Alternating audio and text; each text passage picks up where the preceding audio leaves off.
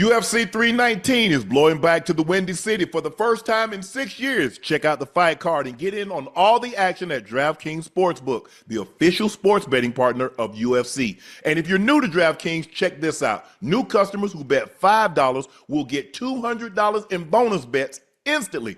Don't miss out on all the action of UFC 319. Download the DraftKings Sportsbook app now. Use code Shannon. That's code Shannon for new customers to get $200 in bonus bets instantly when you bet just $5. Only on DraftKings. The crown is yours.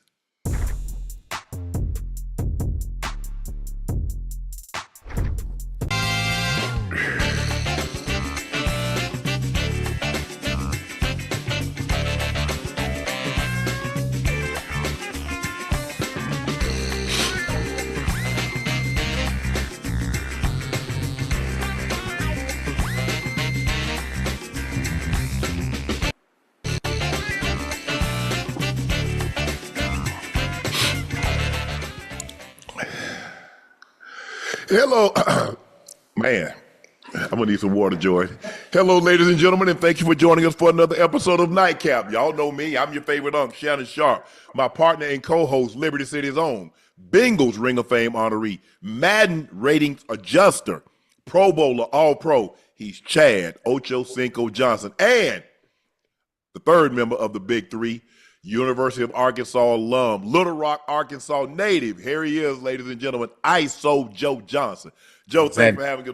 That's Joe. Okay, your Wi-Fi working. Cause last time I be. Hey, if it ain't happened yesterday, I don't remember. If it ain't happened yesterday, I don't remember it. Let's go. It felt like it was yesterday, huh, Ocho? I was like, damn. hey, Ocho, we be talking to Joe. Did Joe do this? Come on, man. Come on. I told him, listen, that thing was freezing so much, it was like Squid Game, the little green light, red light. Hey. I'm just telling you, Joe, listen, it's all love, baby. But please make sure y'all hit that subscribe button. Please make sure you hit the like button. And guys, go subscribe to the Nightcap podcast feed wherever you get your podcast from. We would like to thank each and every one of you for your support and your continued support, because thanks to you, Nightcap, routinely, we're one of the top rated podcasts of all podcasts, not just sports. In the top 100, we always rank. And guess what? It's coming up into our season. So we're about to move up these rankings thanks to you. We can't thank you enough. My Cognac Laportier has a new drop, and this one is very, very personal. I've created a limited edition release to honor my brother Sterling induction into the Pro Football Hall of Fame. It's not just a bottle, it's a tribute. It's a celebration of a legacy, and once they're gone, they're gone. The Hall of Fame edition is officially live. Just head over to LaportierCognac.com to grab yours while you still can. Do not miss this opportunity to own a piece of history and a very, very special moment. Please go follow my media company page on all of its platforms, and my clothing company, 84, with 84 being spelled out. That link is pinned in the chat. The Titans beat the Falcons 23-20. Cam Ward finishes 2 of 7 for 42 yards. Should have had one more completion. He should have been 3 of 7 at the bare minimum, Ocho. Van Jefferson. But what from what you saw, what did you like about what you saw from Cam Ward? I mean, listen, a continuation of what he did the first preseason game. Obviously, he was only 2 for 7, but there was a drop, Van Jefferson on that over route that he should have had. That was a beautiful throw. I seen a lot of people in the comments when I mentioned the throw, being that it was overthrown. And I'm like, what are you talking about? That's a catchable ball for a professional receiver. That's a very catchable ball, and it was a dime.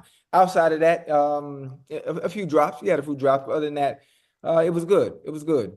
People will look at the stat line and say, it doesn't look the same as opposed to how he did in the first game, but still he was the same, calm, poised, and control everything, and he made good decisions with the ball. Yeah, I agree. I agree with you, Ocho. My thing when I'm watching is his poise and patience in the pocket, him not getting rattled, and he making the right reads on Ocho. I think that's the biggest key. You know, I sit back and watch these young guys come into this league, this grown man league, just to see how they adapt and how they are in the pocket, whether it's, Cam Ward or Shador. I enjoy watching those guys play, man. They look like they're in for a pretty good season. Yeah, but I will say too, Uncle Joe, go ahead. What we have to be cautious about is it is preseason. These defenses are very, very vanilla, and the quarterbacks haven't got hit yet. I know they're rookies. I know they look polished, based on what we've seen so far. But when you get hit upside the head a few times, and you get the jitters a little bit, will they still be able to have that same calmness, that same relaxedness, that same poise under pressure when you've been hit or sacked a couple times? You can play fast, but not in a hurry. I think the thing is that you have more time than you think, and a lot of times when rookies come in, they speed themselves up, and it's normally their second year. Joe and Ocho, you heard people say this all the time. All of a sudden, the game slowed down for me. Yeah, and that's what you want to have happen. You want the game to slow down. You don't want the game to speed you up. Absolutely. Play fast, but don't play in a hurry. I like Cam Ward's poise. I agree with you, Joe. I like his poise. I thought he was very deliberate. He had some very unfortunate situation where the guy dropped the ball. A professional wide receiver got to make that catch. Now, if you're in high school, you don't make that catch. Okay, fine, bro. But as a professional, a guy that's getting paid to catch the football, those are the type of that's what you're paid for. Yeah, that's what you're paid for. You're paid, to make the difficult ones. I mean, hey, you're gonna make the routine. You got to make enough of the routine ones, but every once in a while, you got to come down with you got to help your quarterback out. He's not gonna always be able to hit you between the numbers, right? And so now this is your opportunity to help him out. But I like what I saw from Cam Ward. I really did. Atlanta fell behind, but Easton Stick. He came in and threw the ball because Penix Jr. didn't play at all. That's the only thing to Ocho. I was like, damn, they don't let these guys play at all. Yeah. Hey, so Ocho, I couldn't even imagine. Could you imagine standing on the sideline the first, second preseason game, Ocho, and not even dressed out? Hey, you know how I am. You heard enough stories about how I was. I'm practicing. Not practicing. I'm playing in the preseason. I don't care.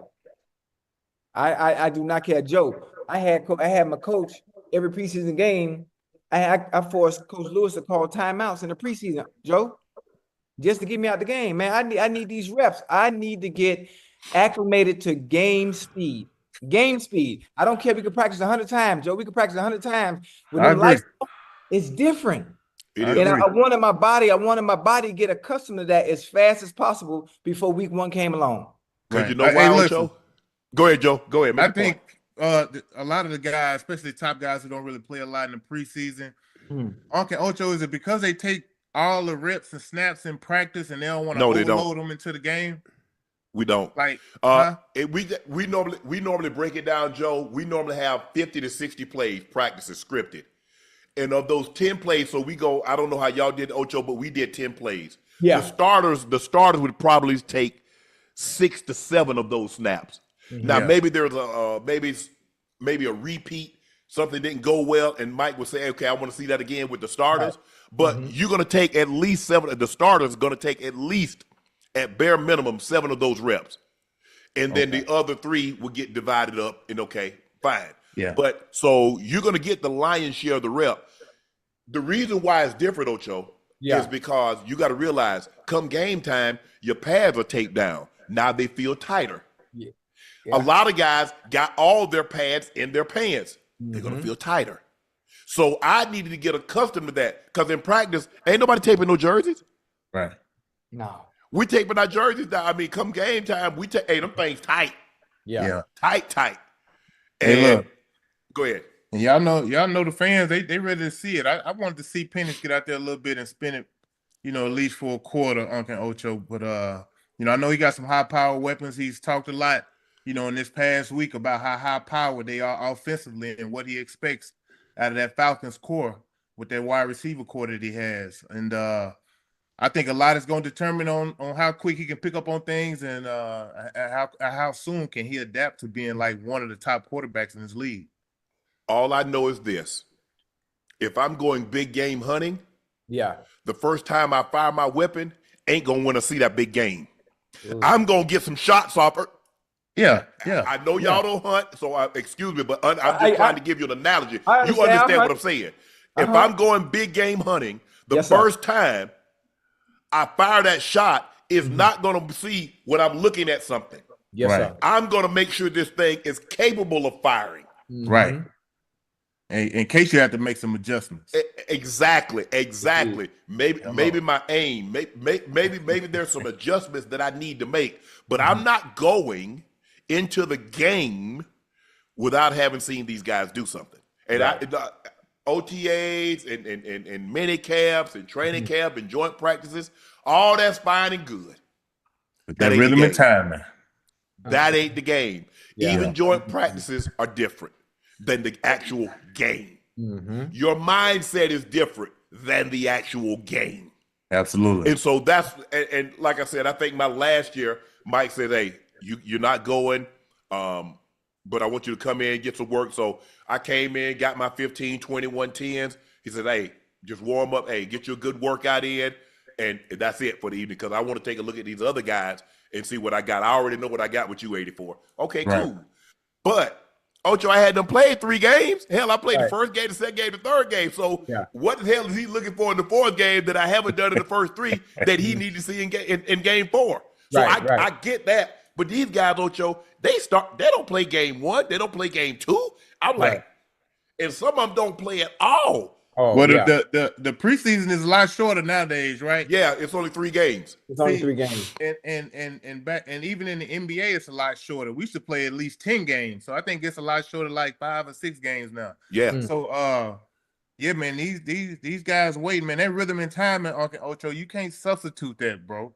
Yeah. You can't substitute them game reps, man. You can't substitute that. You can go and practice and run as many drills as you want. It don't add up. Nah. No, sir. Woo. Yeah, but that's the difference now, Ocho. That's not what we have. Ocho, we might have been able to get squeeze a couple of more years, Ocho. I took some hits in preseason. It was like this? Hey, I played 14 years. I played in the preseason every year, at least 3 to 4 games. Yeah. Hell, Ocho, by your bull jiving, that's 2 seasons. Hey. I could have got 16. No, I was good. No. I was good. Yeah. But I like what I saw with Cam Ward. I think he's going to be fine as long as they can protect him. I like the receivers, but they're going to have, sometimes you got to make tough catches for your quarterback. Sometimes you got to help him out. You ask the quarterback to help you out. Like I would always say, John, just protect me. I'm going to make an attempt, even when I'm going over the middle. Right. Give me an opportunity, because I want to take the shot in my back, not in my face. Yeah. Because if worst come to worst, Ocho, I'm going to jump like this here over the middle and take a shot in the back. Yeah. I ain't really trying to do this like this here and get that. Yeah, most definitely. So I'll take the shot in the back, Joe. I ain't trying to get that face on. Man, kind of like what you remember when Anquan Bolden got hit. Yeah. Remember that shot he took and he came back. You don't want that shot in the face. You want that shot in the back. So I always tell your quarterback to protect you. Ocho, Eagles, GM Howie Roseman speaks on the mistake and the regret of not drafting Justin Jefferson. I think there's one who's pretty obvious. One guy didn't draft that's going to the Hall of Fame. The mistakes kill me.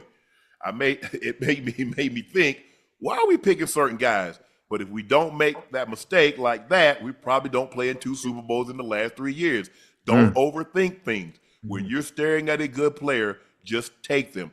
Not drafting JJ still haunts him to this day. Yes. Because think about who you took. The guy that he took, I played with his father, Monte Reagor. Jalen Reagor is his son. Yes, sir. He got in awe of all the jumping high and running fast, and he overlooked the production that JJ Jetta gave him on the field. I asked Ozzie Newsome, who's one of the best GMs to do it. Right. Drafted Jonathan. His first 2 players he ever selected was Jonathan Ogden and Ray Lewis. Right. He selected Suggs. He selected Lamar Jackson. He selected Ed Reed. We know what he's been able to do. Yeah. And I asked him, I said, Ozzie, Suggs, Ocho, he said Suggs ran 4.85 with tights and track spikes. I said, well, why the hell you take a man that run 4.85? He said, Shannon, somebody got 23 sacks, I saw. Right. Somebody could bend the edge. Yeah. I don't need him to run 40 yards. I just need to run 10. Right. And he can get off the ball. So I believe, he said, I never forget this. He said, I believe what my eyes tell me. He says, yes, when I'm watching film, and a guy looks fast, he looks explosive, he looks strong. Hopefully, he comes to the combine. Hopefully, he tests well. But if he doesn't, I base most of what I judge it on by what I see on tape. I'm gonna trust my eyes. Howie didn't trust his eyes. Right. He got enamored by Ocho 4-3, 4-4, 4-4. He got enamored by 40+ inch vertical. He got enamored by things that doesn't necessarily equate to being a great. Because if that was the case, hell, I just go get me a track guy. Yeah. Do you see when Noah Lyles is warming up? Did you see how high he jumps up in the damn air? Yeah. His feet, his heels are at the height of somebody's head. So that lets you know. First of all, if a guy that fast, you know he's explosive, Ocho. Yeah, absolutely. Look at Tyreek. You say Tyreek did them backflip. You say, you got to see this joke in Yes, you can tell he's explosive. Yes, sir. Go ahead. What you want to say? But what you think about what Howie said, admitting that he made a mistake not drafting Jenna? Well, you know, that happens. That happens. Obviously, it's the eye test when it comes to scouts, GMs, coaches, and personnel in general. Based off the eye test and not looking at numbers, you look at Justin Jefferson and you look at Jalen Reagor, and you'll pick Jalen Reagor based on what you see when it comes to the aesthetics of the position in itself. So I can understand where he calls it a mistake. Actually, it's not a mistake because let's say you did go get Jettas, you might not have the Super Bowls that you do have. You know, you might not, things would have been different. So everything went exactly how it was supposed to go, actually. But I'm upset. He stumbled into it because guess what? The next year, Devontae Smith came out and he was able to trade down and get Devontae Smith. Yeah. And a couple of years later, you trade and you get AJ Brown. AJ Brown. So you got your big two. Mm-hmm. It did work itself out. I was kind of upset. I really wanted brother Jalen Reagor to be great at the position because he had all the intangibles to be just that. Yes. I think one of the things with him is mentally. Mentally, I think he had lost his confidence at some point, and he just wasn't able to regain it back because he has all the potential in the world to be one of the best in the league. He just wasn't able to put it all together. Hey, Uncle Ocho, do you think they put too much emphasis on like the testing, the combine? Yeah.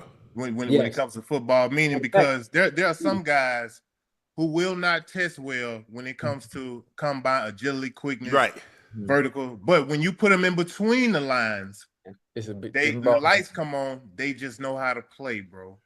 You know what I mean? That's for basketball and football. But I see that in a lot of guys this year, obviously from watching Shedeur.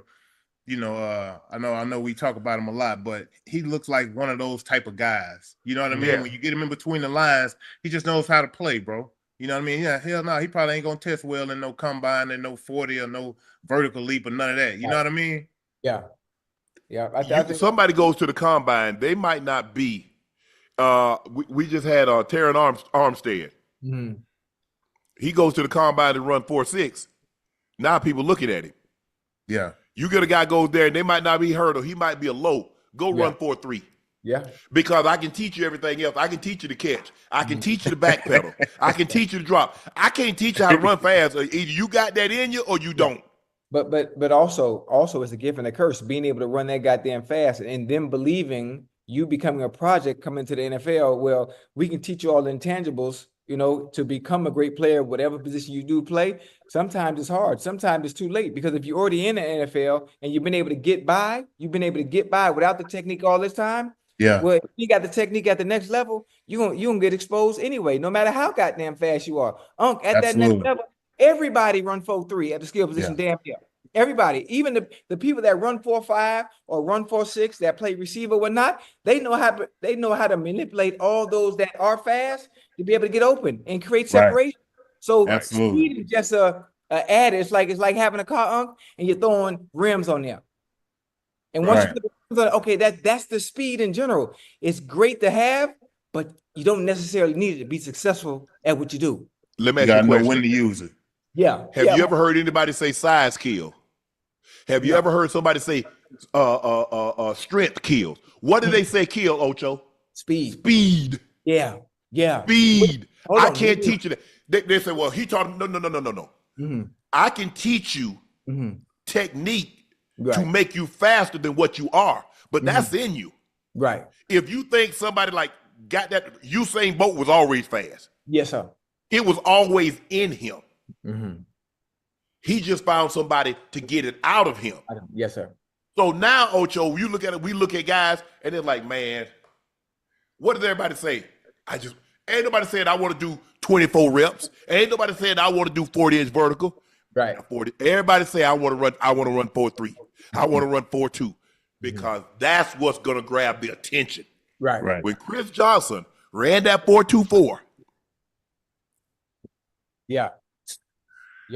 John Rawls got drafted in the first round because he ran 4.22. Yeah. He couldn't stay healthy in college. Yeah. So if you can't stay healthy in college, what makes you think you're going to be able to stay healthy in the NFL? Yeah. Right. Xavier Worthy. Yeah. He goes to run 4.21, Ocho. Yeah. Whoa. Yeah. Moving. So hey, I got a question. Go ahead. Excuse me if I'm wrong, Joe. Hey, when you watch Xavier Worthy, despite his 40 time, he doesn't look as explosive as when Tyreek. He does not. Tyreek look like it's like right now, bam, he gone. But Xavier Worthy ran a faster combine time, but he doesn't look that fast until he gets going. It's like the field. Yeah. He's a build up guy. Right. You know, some cars, Ocho, you just step like an electric versus gas. Right. Yeah. Like if anybody out there that have an electric car, you know, you step on it, it doesn't require that spark. Right. It's gone. Yeah. You look at Tyreek. Tyreek looks. Okay. When you watch Tyreek run, when you watch the very first time, I say, "Damn, he looked." I said, "Maybe it's me." I say, but some people just look fast. You know what I'm saying, Ocho? We see them, and it's one thing to see a person up close and personal, but to watch somebody from the television and say, "Damn, he looked fast." Yeah, imagine in person. Tyreek looks explosive. Mm-hmm. You could tell, but you could tell the way he built. Right. Look at how compact he is. Mm-hmm. Look at the musculature. Mm-hmm. You could tell the way he walked. Oh yeah, you can look at certain guys. Oh, he could do a backflip. Yeah, he could do certain things. That's how Tyreek looks like that. Right. Xavier Worthy is fast, but you got to realize Xavier Worthy is what, 160? Tyreek like 190. Really? You think so? Tyreek? Yeah. He lost weight. Remember he said he dropped weight. Right. So he might be what, 180, 185. Yeah. So he might Xavier Worthy like 165. Yeah. And then you know who Xavier Worthy remind me of? Who that? They the same type of running style. They have the same gait too. And it look like they're not running until somebody trying to catch them or the ball is in the air. Yeah. That goddamn Ted Ginn. Yeah. Yeah. Ted. Yes. Yeah. You remind you of I don't know if you remember him, Ocho, James Jett. From the Raiders. From the Raiders. Yeah. James Jett was an alternate on the 4x1 that won the gold medal in '92 at the Olympics. Uh-huh. Lord have mercy. Because you know the Raiders always been enamored with speed. Yeah. They've always had guys that can run fast. They had Willie Gault, they had Sam Grady, who won the silver medal in the Olympics, was on the 4x4 in 80 Dada. They had Swerving Mervin Fernandez. They've always had guys that could fly at that position. You remember when they drafted Darius Hayward-Bay, Ocho, because he ran 4.32. Oh yeah. Now, catching the football was a problem. Running fast was not a problem. Okay, look, because you can have all that speed, but if you don't know how to use it and get open, hell, it's useless. It is. And that's what. And I tell people, man, you're not that fast. I say all speed do is get you to the safety faster to get knocked out. That's a good one. This 4.5, 4.6 is plenty fast enough. Yeah, it is. All you do is get to that safety, so you drop the hammer on you. But look, you're gonna make mistakes. But think about what you've done. You drafted Jalen Hurts. You drafted Jalen Carter. You drafted Jordan Davis. You drafted Cooper DeJean. You drafted Landon Dickerson. Look at the guy. You found Jordan Mailata. Look at the guy. Damn, Howie, what you want to be? Howie, the baseball player that mad that he struck out. He done got 3 home runs and a double. He struck out the last plate appearance. He like, damn, I messed up. Bro, Howie, bro, you that Devontae Smith. Hey, look at the picks that he's got, Ocho, since he got that wrong. Yeah. Listen, he's playing humble. Obviously, I don't think Howie even understands. Listen, I'm not a part of NFL offices or management or GMs or people in positions of power. But if anything, what Howie and Jeffrey Lurie have done in the past, what, 5, 6 years? Hell, Yeah. they the goddamn blueprint on how to operate and build a winning team. Yeah. I mean, to me, look at the defense. Hell, look at the offense. So if I'm in the NFL and I'm an executive of some sort, hey, we need to piggyback and steal what they doing over here. It's a copycat league anyway. Absolutely. On the field, people watching film and stealing stuff that works the previous week on the opponent that you're playing. Hell, they might as well do the same thing. It's easier said than done. You don't think, hey, man, I could do that. I might as well cross over the country. But you're not Beyonce. Man, you see what you're not Michael. You're Right. not Prince. You're not Usher. So it's easy to say this is what you should do. Right. But you're not one of them to be able to do it. It's right. easy to say, man, you see what Howie doing, but you ain't got Howie's eye. You don't know what Howie's looking for when he looks for a particular player. Yeah, it's easy to say, man, look at Ozzie. How many Hall of Famers did he draft? Yeah. Jonathan Ogden and Ray Lewis on I think the all 70 the 100th anniversary team. And Reed also. So you got 3 guys that's on the 100th anniversary team. Yeah. Hey, three guys, first ballot Hall of Famer. Suggs is going to be in the Hall of Fame. Yeah. Lamar Jackson is going to be in the Hall of Fame. Yeah. The funny thing when I think about it, Joe, is Joe just said it clear as day earlier. When the lights are on, what do they look like in between those lines on the grass? There's a lot of film on everybody before you draft them. Hell, goddamn, it's common sense. I don't care what you ran the 40 in. Let's say you did run a slow time. How am I going to knock you when I know what I'm getting when it's time to play the actual game of football? The game of football isn't ran. It's not played in a straight line anyway. This ain't track, Unc. So having speed is just another great factor to add to what you can do. But if Jerry you don't, Rice might be the slowest receiver in the hall, Ocho. Huh? Jerry Rice might be the slowest receiver in the hall. Yeah, he ran 4.6. Technical sound. He ran 4.6. He was technically sound, but he had something we call football speed. That's what you need. Football speed is the difference. And we know Emmett might be the slowest running back. Yeah. He got the most rushing yards. Oh, yeah. So when you look at it, we put a lot of emphasis on speed, Ocho. But at the end of the day, can you play the game of football? That's it. Right. That's it. Listen, this ain't the Olympics. We got Olympians. We're gonna let Noah Lyles, we're gonna let Kenny Bennett, we're gonna let Ryan, we're gonna let them handle that. Can you play football? Because at the end of the day, we play a game called football, and it's not in a straight line. You're gonna have to move. You're gonna have to react. And the number one thing, you can't be afraid. Now, look, there's a certain level. It's hard to say a player is soft because it takes a certain type of craze. It takes a certain type of person to play the game of football. Well, not anymore. Not anymore. Now, during your era, during my era, my era, it takes a certain level of crazy.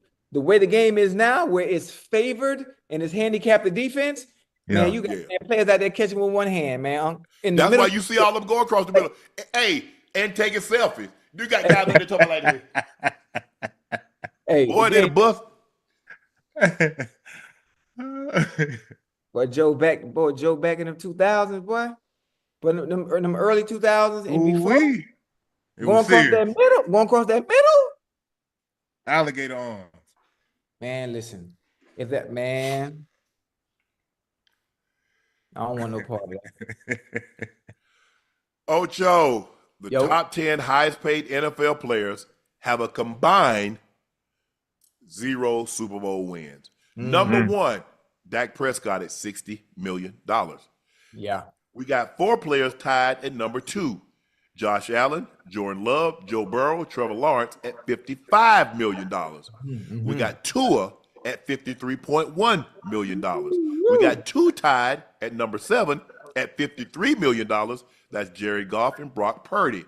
And we got Justin Herbert at number 9 at $52.5 and Lamar Jackson at a ripe $52 million. Well, Mahomes at Mahomes ain't making that much money. He wanna try to keep a team together. He realized, look, Mahomes supposed to have been first of all, when they redid Mahomes' contract after that year, he threw 50 touchdowns with 5,000 yards. Yeah, he was supposed to be making $60 million way back then. Yeah, he chose not to take that much though. That's smart. That's smart. The top. He realized, like, man, I'm winning at such an early age. If Yeah. I want any chance to catch Tom or be thought of in that conversation, I'm going to have to try to keep this thing together as long as I possibly can. Yeah. And that's what he's been able to do. Plus, they go to him every year and basically like give him his money and a signing bonus. Bingo. Right. Yeah, I was going to say that. And then guess what? After this season, they'll come back to the table again and give him more money. But are you surprised by that? Dak's never been to the Super Bowl. Neither is Josh Allen. Neither is Jordan Love. Joe has been once. Trevor Lawrence hasn't even won a playoff game. Tua's never been. Jared Goff went, but he went with the Rams. Purdy went. He went, but he lost. Herbert nor Lamar has gone to the Super Bowl. That's why these teams try to take advantage of having good quarterbacks at a young age, to where you're able to try to get him on his rookie contract and build around him. Yeah, kind of like how Jaden Daniels is over in Washington. Yes. C.J. Stroud. You get you a young, vibrant quarterback who can kind of lead you, and you can kind of ride that wave. Yeah, and make sure he still has weapons around him and keep the defense solid. Because they take up a lot of the cap, man. This is Well, that's what happened with Mahomes.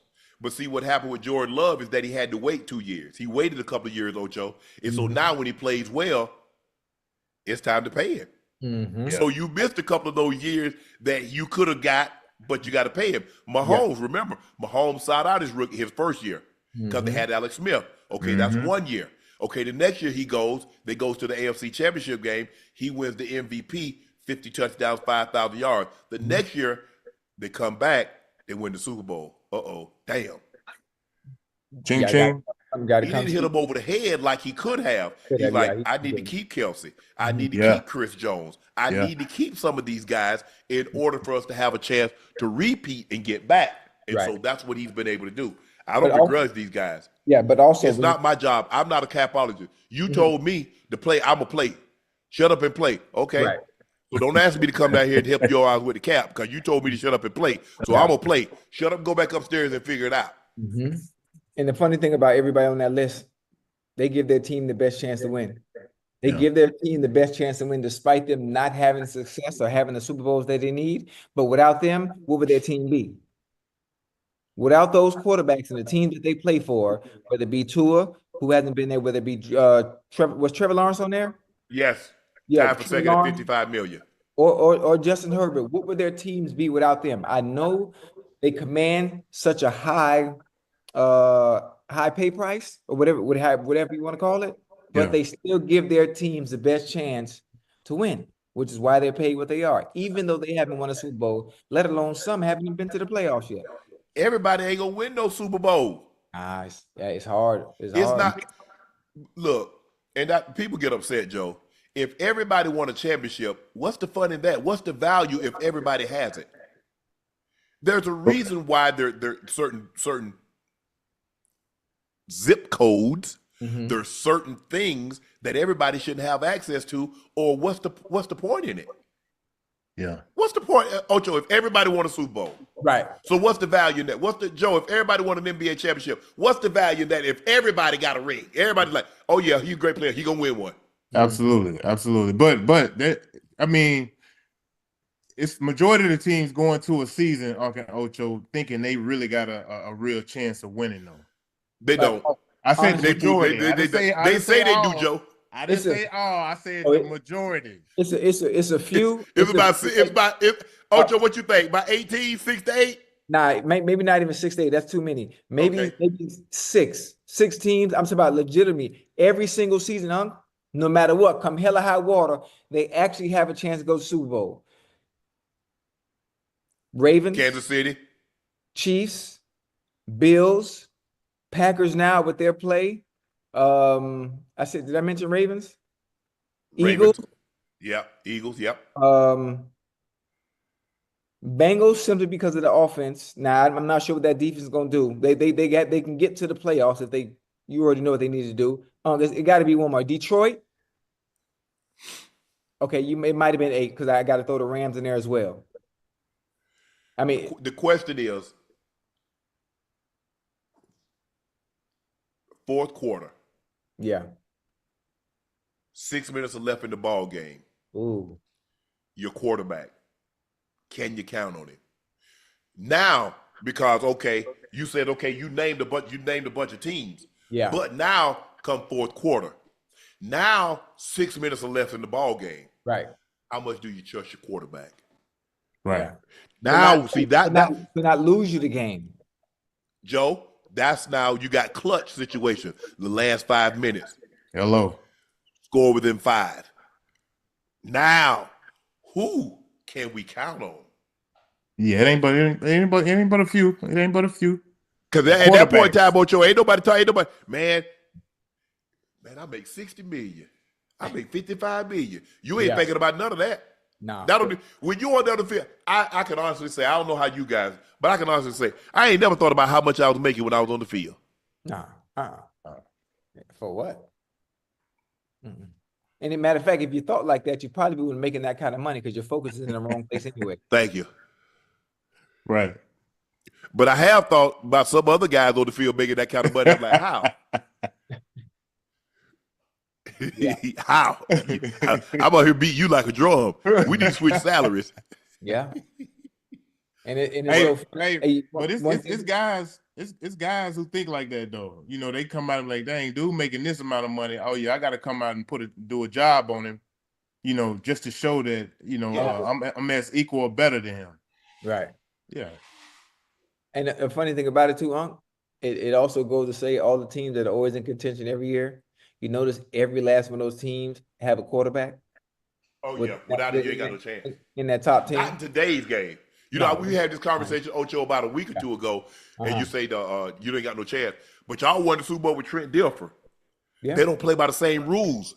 Look at the defense, though. Yeah, they're not gonna let y'all do. They're not gonna let a defense do what the Ravens defense did back then.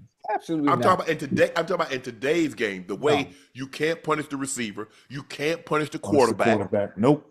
It'd be a flag on every play.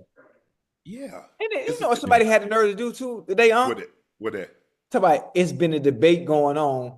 Who is better, the 2000 Raven defense or the Legion of Boom? I mean, man, what was y'all just born?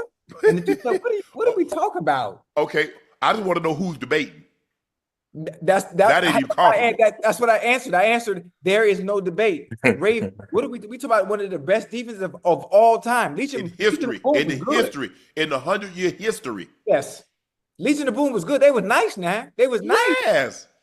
But come on, man. Come on now. Don't do that. Their Ravens group was just a little different. What?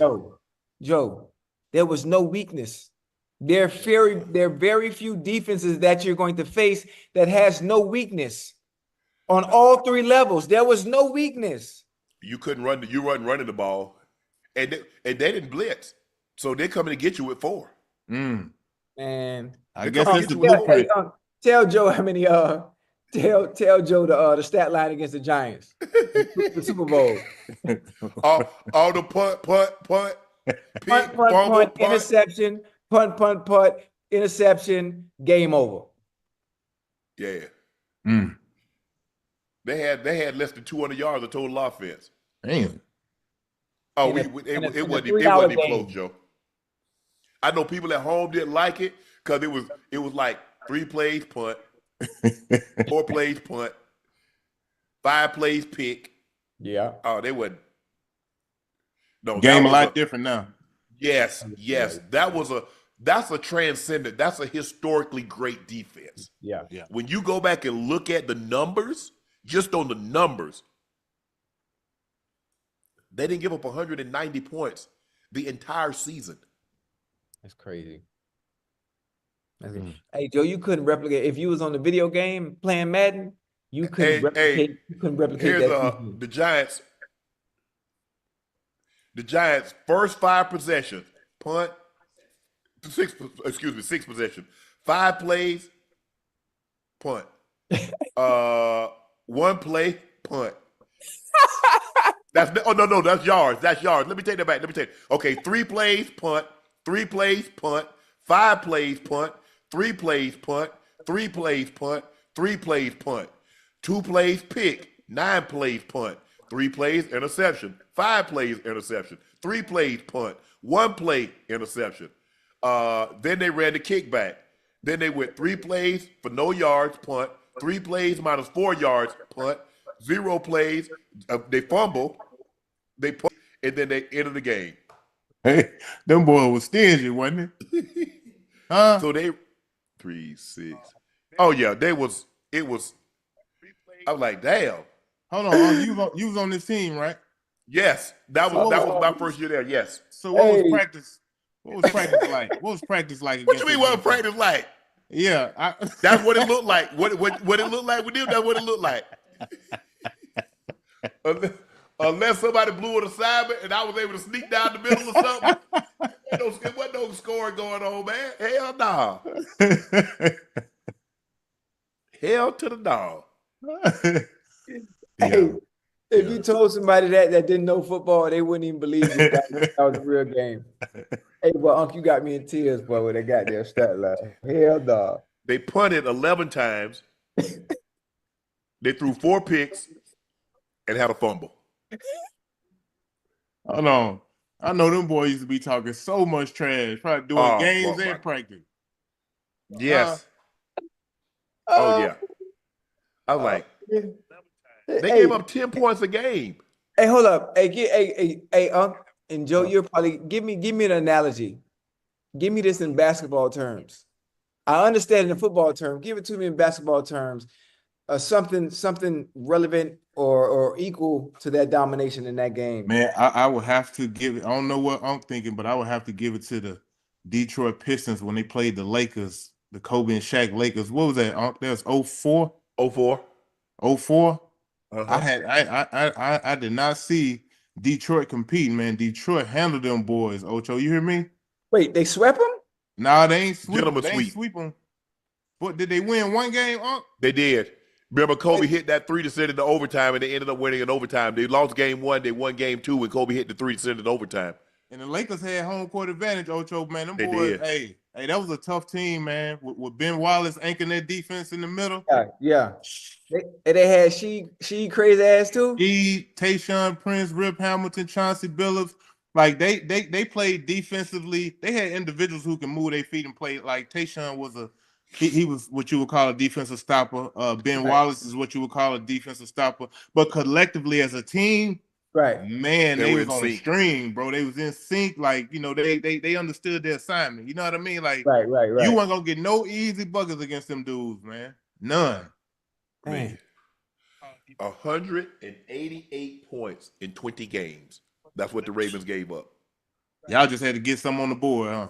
Offense get some on the board, we good. Yeah. If we got up on y'all 7-0, 10-0, it was a wrap. If we didn't turn it over, you were done. Game it was over. Wait, hold on, I'm confused. The Lakers with Shaq and Kobe? Yeah, they beat the brakes off Shaq and Kobe.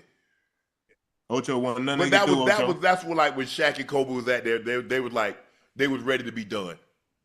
But they was still apex though. Yeah. But you know, Shaq, wanted to get paid. Yeah. Dr. Bus was ready to turn it over to Kobe. Right. Kobe had the thing, he had what he had going on. Yeah. Dr. Bus, like, you know what, I'm done with it. They ended up trading Shaq to Miami. Okay.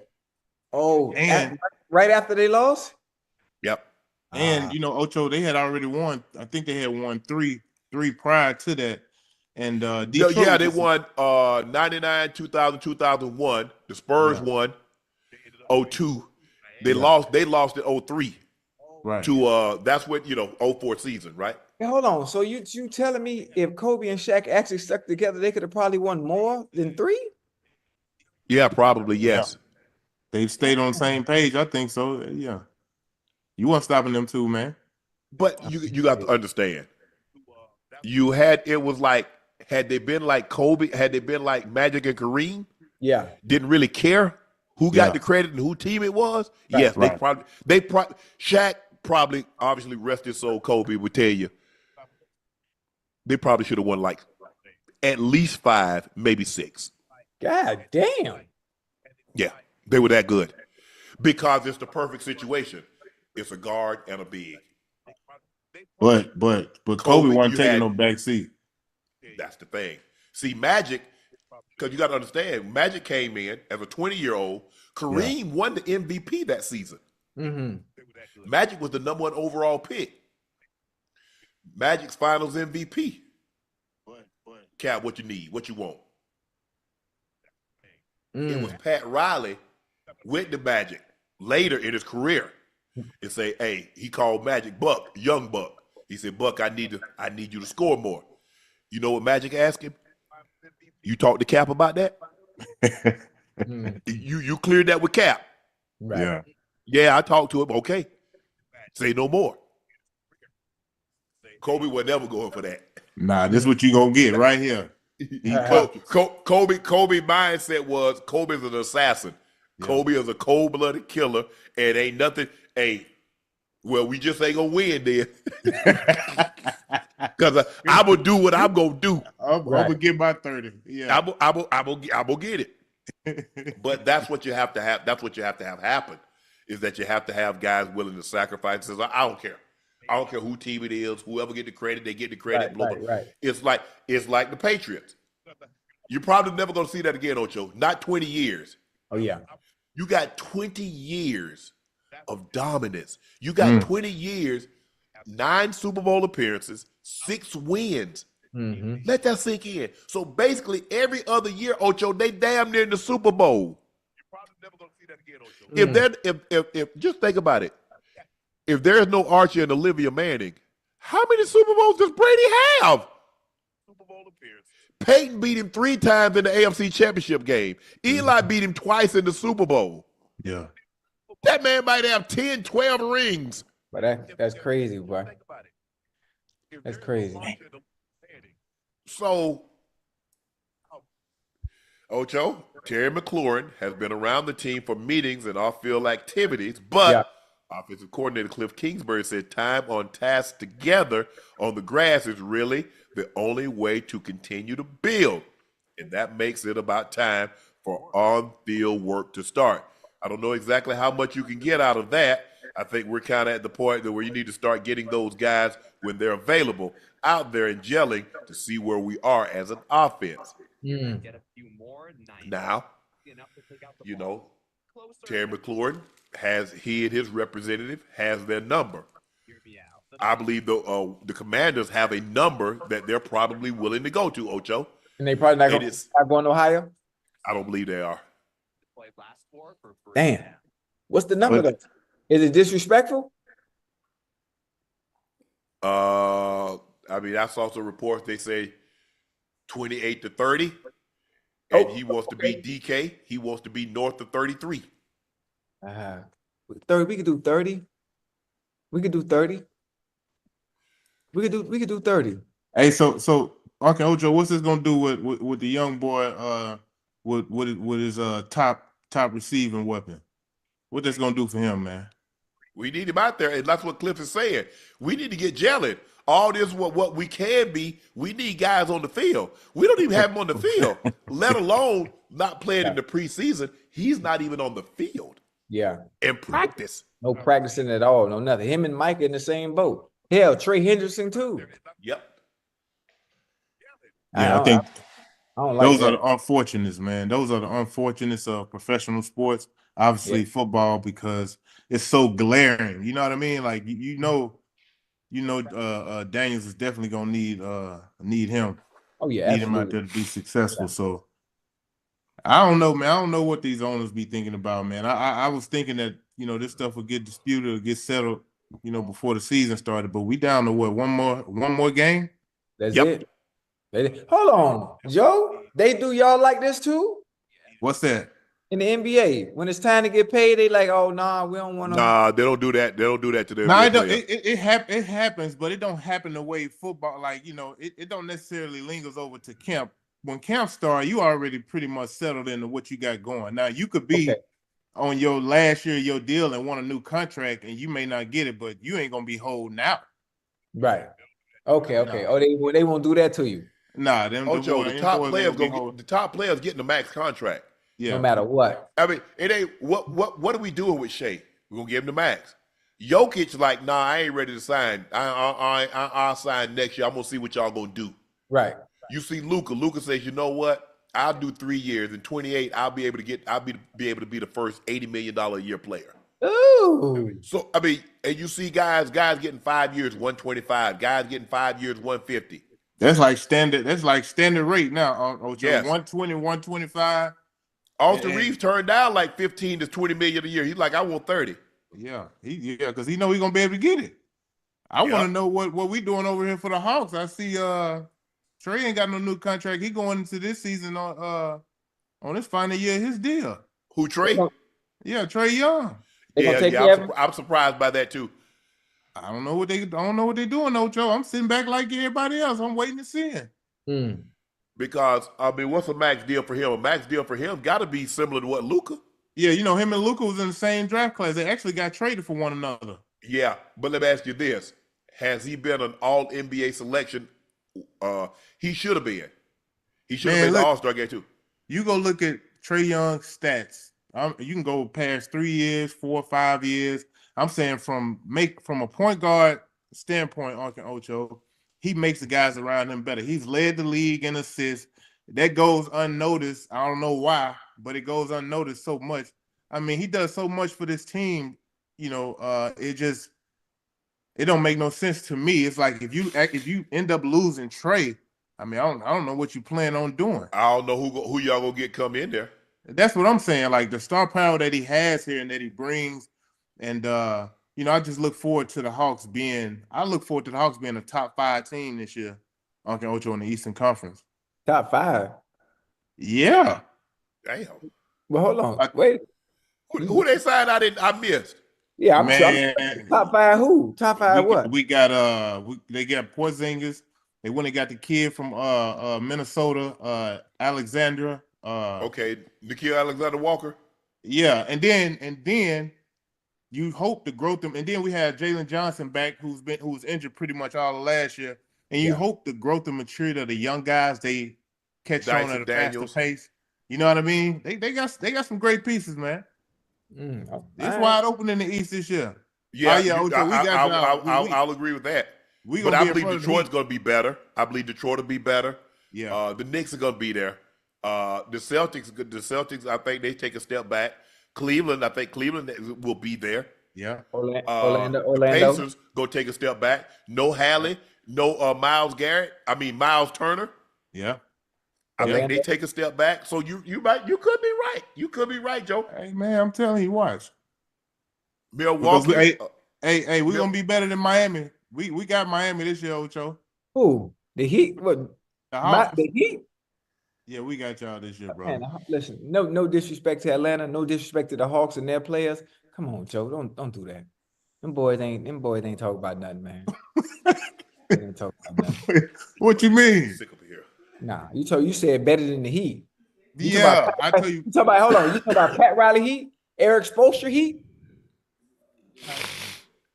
Okay. You won't bet nothing.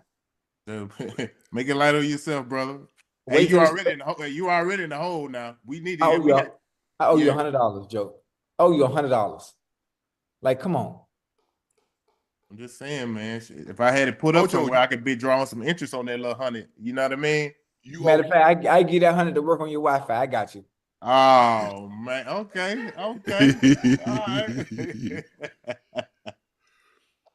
Ocho, Joe, the Browns will evaluate Dillon Gabriel's hamstring Saturday morning, but they are optimistic the rookie will start the preseason game against the Eagles, per Jeremy Fowler. Gabriel strained his hamstring on August 2nd and didn't return to full participation in practice until this week. Joe Flacco, Kenny Pickett, Shedeur Sanders will not play this week. Shedeur was hurt in Wednesday joint practice and could return to practice next week and play in the preseason finale. What are we expecting, Ocho? What do we expect from Dillon Gabriel? I'm expecting Dillon Gabriel to play. I ain't trying to hear nothing about no hamstrings and all that. you ain't that fast. You're not that explosive anyway. I need you to get out there and compete. I want to see what you look like without the green and gold on. I want to see what you look like in that brown when the lights is on, when that pressure's on. Especially after what Shedeur was able to do. You were the third round pick. I need you to go out there and show me why you were the third round pick. That's it. That's what you want to see. Yeah, that's what I want. Look. Hey, I wish him nothing but the best, but I want to see it. I'm with you, Ocho. I want to see some. We need to be able to put something on film to where we can look at it and assess and be like, okay, we seen some bright spots, we seen some not so bright spots, but we need to have something we can go off of. Hey, look, it's mighty funny to me, man. All these guys having these hamstring injuries. You know, I know the hamstring in the back, you can't detect that. You know, I've been around guys who done played hooky on some of these injuries now. Yeah, I mean it's a situation where like the mechanics. I mean, a lot of it might be fatigued. You might be dehydrated. Yeah. Your mechanics might be off. I mean, the body's funny. Yeah, it is. Body's funny. But I know one thing. Too many players are getting hurt. Too many players again. You see what I'm talking about? When we talk about nutrition and we talk about diet and doing all this stuff that really has no bearings or belong come on, man. NFL playing this type of sport. You see what I mean? We got Kenny Pickett hamstring. We got something wrong with Dylan Gabriel with his hamstring. I'm telling you what these NFL teams need to do, Unc. I'm telling you what they need to do. What's that? They need to bring me in, and I have a plan. I can do everything with a PowerPoint presentation to keep these fellas and stop them from getting hurt. Okay, the game has changed, right? The NFL is protecting the players now more today than ever. I played during the era where it was a firing squad out there when you're playing football, huh? They headhunted, huh? I managed to do it for 11 years with no injuries. None, zero, zilch, not a pull, not a strain, not a nothing. So obviously, I did something right that can help these young bulls with that's playing today's game. How you hurt? And it's preseason. You just got to camp 2 weeks ago. Them boys out there working hard, man. That go for you too. Your oblique.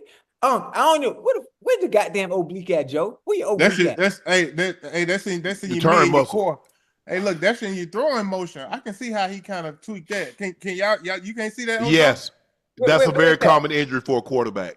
I mean, where's that though? Your side, oblique. See? Yeah, I got something for that. I can have Shador back in 2 days. You talk about your oblique hurt?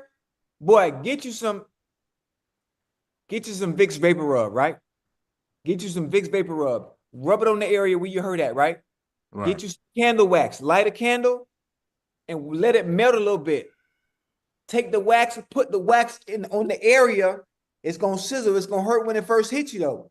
But that mixture of Vicks Vapor Rub and that candle wax is going to pull all that swelling and everything. Please do not attempt this at home.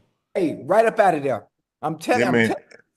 That man didn't even know what oblique was at. Well, he got a whole. But now he got a remedy for it. Listen, I didn't know where it was at, but I know how to cure the area. Okay? Because it's the strain. It must be a strain or a pull, and I got something for that. Yeah, you got a strain. I just think the guys. I don't think the guys take enough time off. These guys train near. They don't get anybody a chance to recover. Ocho. I don't know, They be out there turning up, man. When the football season over, I don't know. They turn up, but they be out there training, bro. And hey, look, 2 months off. I want to see these quarterbacks. I'm gonna be honest with y'all. I want to see them in a little better shape, Uncle Ocho. Like I'm the worse shape they in, the better they can throw the football. Nah. Why you say that? You ever see Peyton Manning with his shirt off? Tom Brady. Yeah, I know, man. Ben, Drew, we in this is a different game. Elway, Burrito. These dual quarterbacks nowadays. So they gonna need to be in elite shape to be able to do both. They're in shape, but from here to waist, you gotta tighten it up. They gotta tighten it up. They gotta tighten it up, man. I'm gonna get them boys right, man. I'm gonna get them boys. They don't want no tight shoulders. They don't want no biceps. They don't want no triceps. They ain't got no abs. Hey, I don't know why is that? Because they got to be able to throw that ball. They got to be able to spin that ball. They can't have no tight shoulders. It's like a baseball, like a pitcher. They don't do nothing up about it. You look at pictures. What picture you ever seen with abs? You got to be fluid through there. That's why they good at golf. Yeah. The best. Who are the best players at golf? Quarterbacks. Mm-hmm. Baseball players. Basketball players. Because they don't have all this. Yeah. They're not tight here. Yeah, I ain't saying they got to be bench pressing 400 squatting 600. I'm just saying, man, you got to tighten it up a little bit. No, they go tighten it up. Oh, I'm telling you. man, you just gave me an idea too, Unc. Hey, Joe, you What? got to come with us, Unc. Me and Unc finna start a show What y'all got going? like streaming, right? The Yeah. Adventures of Unc and Ocho, but it'd be the Adventures of Unc and Ocho and Joe. Okay, cause hey, hold up, cause like I say, hey, cut me in or cut it out, all right? Yeah. Oh, I'm gonna cut. Joe can't do nothing. Y'all Okay. man, Joe, we gonna be in a left Joe ass behind. Hold on. Okay, Ocho, hold on. I get this little splint thing took off my leg on the 29th. I'm out here with the shakers and moving, baby. I'm outside. What we doing? So we doing all kind of stuff that people normally wouldn't be able to see us do. Fishing, hunting, Oh man. you know, just doing like, you know, crazy stuff. Like I'm just mentioned golf. Hell, shoot, I done played golf with Tiger Woods before. Let me show you my swing real quick. Hey, I can golf now. Look at my swing. Can you see me? Hey, Yeah, we see you. Yeah, go ahead. Yeah. Hey, look how my shoulders are parallel with my feet. Okay. Right.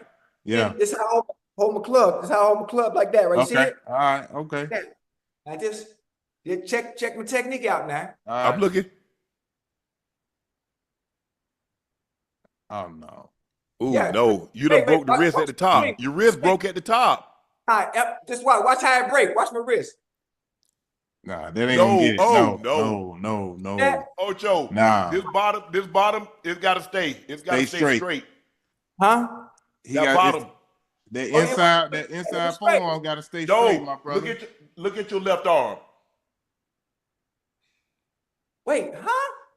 The left, that's the bottom arm. You right-handed golfer. The left arm needs to stay straight through the motion. It did.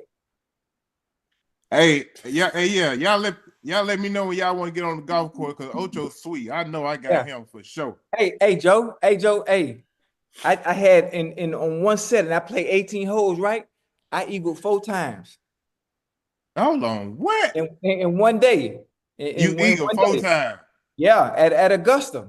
And I was in Georgia. It was me, Scotty Scheffler, Tiger Woods, and what's buddy name? Me, Roy McIlroy. No, it wasn't Roy. It wasn't Roy. It was the other one. John Rahm? Nah, it wasn't John. DJ. I know John. No, Ricky Fowler. It wasn't John Rahm. It was John Keegan Bradley. Now me and John follow each other on Twitter. It was John. Oh, okay. Ocho. That's my dog. Hey, I'm here. Hey, Joe, you see that guy on the live? He shot 59 with a double bogey. What? Guy shot 59 with a double bogey. I shot a 59 with a double bogey. He went on to birdie 13 of the last 14 holes. Ooh, I didn't see that. Goodness. Well, he like me. Yeah. Man can't play no golf. No, he can't. Hey, I can go, bro. I'll show you my clubs right now. My club's right here in the closet. I got a club, but I don't play. Right, my brother the golfer. Hey, but while we talking though, seriously, man, that pool table and that ping pong tournament. Come on, man. Oh, man. Here we go. Efren Reyes. That's me, the magician. Hey, don't get him started, man. Don't get him started. Best in the house. Beat Minnesota Fats. Beat Willie Mosconi. Beat Steve Miserat. I'm Efren Reyes. Let me tell you something, Joe and Unc, and I mean no disrespect. I love y'all to death, man. But there are 3 things in life. You might be able to outdo me in other things, other sports, things that you guys are more accustomed to. But when it comes to ping pong, when it comes to pool, and when it comes to bowling, please stay within your lane. Man, please. I already know I'm the best in the house when it's shooting pool. How? You don't even got no pool stick. Where your pool stick? I got a personal pool stick. They used to call me sugar cane, man. What did you talk about? My pool stick looked like a sugar cane. They called me sugar cane, Joe. I know one thing, boy. Y'all sure talking good games, boy. I'm not talking good game. I used to be at the pool hall on 54th and 12th Avenue down here in Miami. Hey, now for real, we gotta link up for like a little pool tournament in Pink. I'm tell you, I know both of y'all sweet. I can tell. Hey, hold on. They got a pool table in Magic City. All right, now. No, okay. Well, we could put one in there because that's where we need to go. Because ain't no. I mean, I can call Magic to see, but I don't think they do. Well, I call Magic. Let's put a pool table in there so we can have some food. We can use our peripheral vision and we can play pool. No, I need to concentrate. See?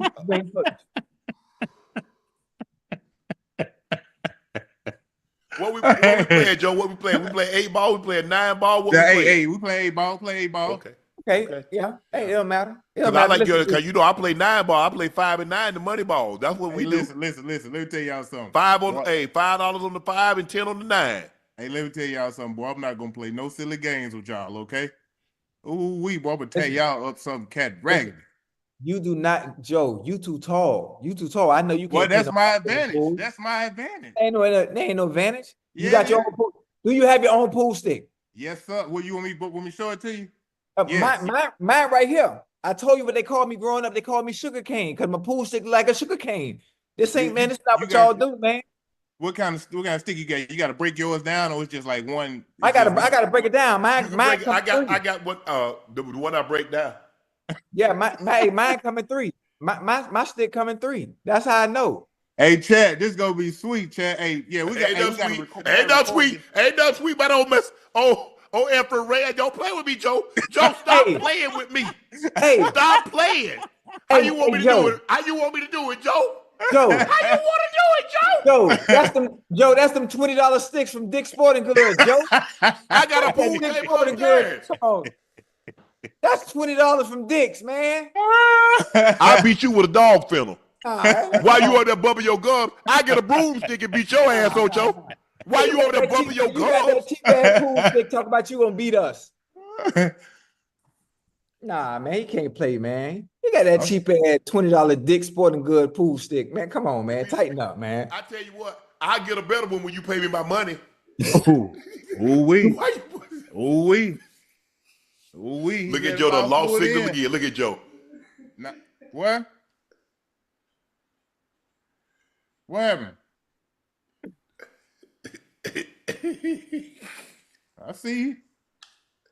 Why you over there talking? See, you see how you over there talking, Joe? You see how you over there talking? I see. Oh, that's $20. You see how you over there talking, Joe? Hey, just because the pool sticks coming too at Dick's Sporting Goods, they cost $30. Like, no, they don't. The pool sticks at Dick don't come. They did not. They're a solid Q. Nah. Hey, I get a broomstick and beat them, Joe. No, you won't. Hey, look, I already know. And you got to call your shots out too. You got to call your shots out. Call out the number and the pocket. Right. Absolutely. Really? Yeah. Absolutely. God, y'all know I got on short. I got on. Yeah. Y'all think I have on no short? Come on now, damn. Oh, y'all just think I'm sitting up in this thing butt ball, huh? Damn. I was sitting down. I got on shut up here.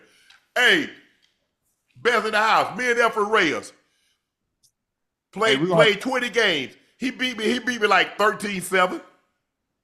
When was this? Probably about 20 years ago. Hey, you remember that thing we were talking about, rhythm and timing? Yeah. I don't know. Y'all probably ain't been shooting that much. You know, I shoot pretty often. I ain't no dude just off the street ain't never held a pool stick. Now I grew up in this thing. There are 3 things I don't leave home without: my credit cards, my car keys, and my pool stick. It's always in the car. It's always in the car. I keep that thing on me. Man. Don't do that, man. Y'all don't play. Y'all just talking about something that you like to do as a hobby. Come on, man. Like, I really do this. Man, look here. I know I can be. Look, Ocho not finna beat me shooting pool.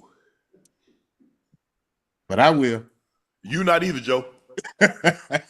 See, this is the kind of stuff. This is the kind of stuff we have to have on stream. You know, hey Joe, you know how Kosh and that and Aiden Ross. Yeah. You know how they stream. Yeah. Like, we don't have one for the older folks. For the older folks, we don't have nothing. Nobody's tapped into that space. So Joe, we have our own show called The Adventures of Joe and Ocho. And it's just us doing all the stuff that grown folk do, like playing dominoes. So, like I'm sitting up here this thing, butt ball. Playing tongue. I can see all that. I can see all the good stuff. Hold on. Oh, you try to play tongue too, Joe? Yeah, I play. Man, come on now. What y'all want to do, man? Wait, so now I guess you could beat us in tongue too. Yes, man. Yes, Oh, yes. Well, Ocho, first of all, Ocho. dunk ain't no team game, Ocho. I just want you to know everybody for themselves in tunk. I know. Okay, Listen, I'm just checking. hold on. Since we talk about tongue, we might as well add the goddamn dominoes too and add Uno. I don't play no dominoes, but I play Uno. I can play checkers. You know how to play checkers? Well, listen, we have to see your Uno rules first, because everybody ain't got the same rule when And it comes to Uno. we playing the old school rules. I am not playing all this new stuff they be talking about today. I'm playing the old school rules how we used to play back in the day. What's the old school rule? So you drop it down reverse. You drop it down skip reverse. Yeah. Of course, Draw 4, draw 2, draw. That's part of the game. Listen, if you drop a draw 2 and I'm supposed to, and I have a draw 2 too, I can drop that 2 right on top of you now. Yeah. You know, I play the simple rules. All that new stuff they coming up with, man. They listen. They gentrifying Uno. That's what they've done. They gentrified Uno. Yeah. But I know I beat y'all in pool. That's for sure. Shemar Stewart said he lost his balance on the play that knocked over Joe Burrow and caused a fight in practice. I said, Joe, it was an accident. I never meant to do that. He said it's cool as long as you do it on Sundays too. He kept it cool, short and sweet, and we just forgot about it. I slipped. Next time I should just fall out of the way or something. I've learned. Yeah, Ocho, we said it. He slipped. He got off balance. He's off balance. Actually, things happen, man. Hey, the guard was late getting back the shove on the stunt, and when he pushed him off balance, and Joe just happened to be right there in front of him. So it wasn't nothing he could do. I like what Joe said though. I'm not. As long as you do that on Sunday, I'm cool. Do it on Sunday. Yeah. Yep. Hey, things happen, man. You're in practice. Guys be, amped up to go against each other. Yeah.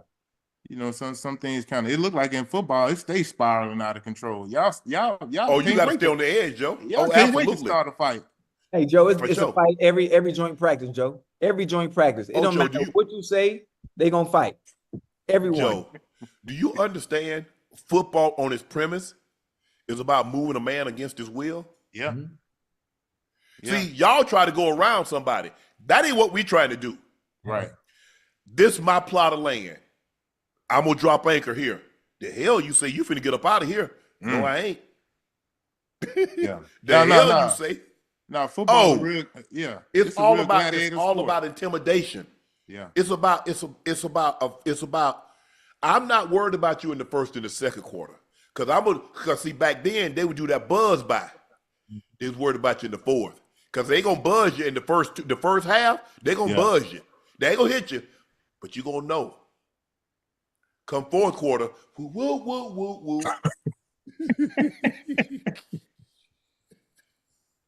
All right, hey, I had you. Yeah, you're right. Sean Borman caught this video of JJ McCarthy screen pass to Aaron Jones. Watch this blocking from Donovan Jackson.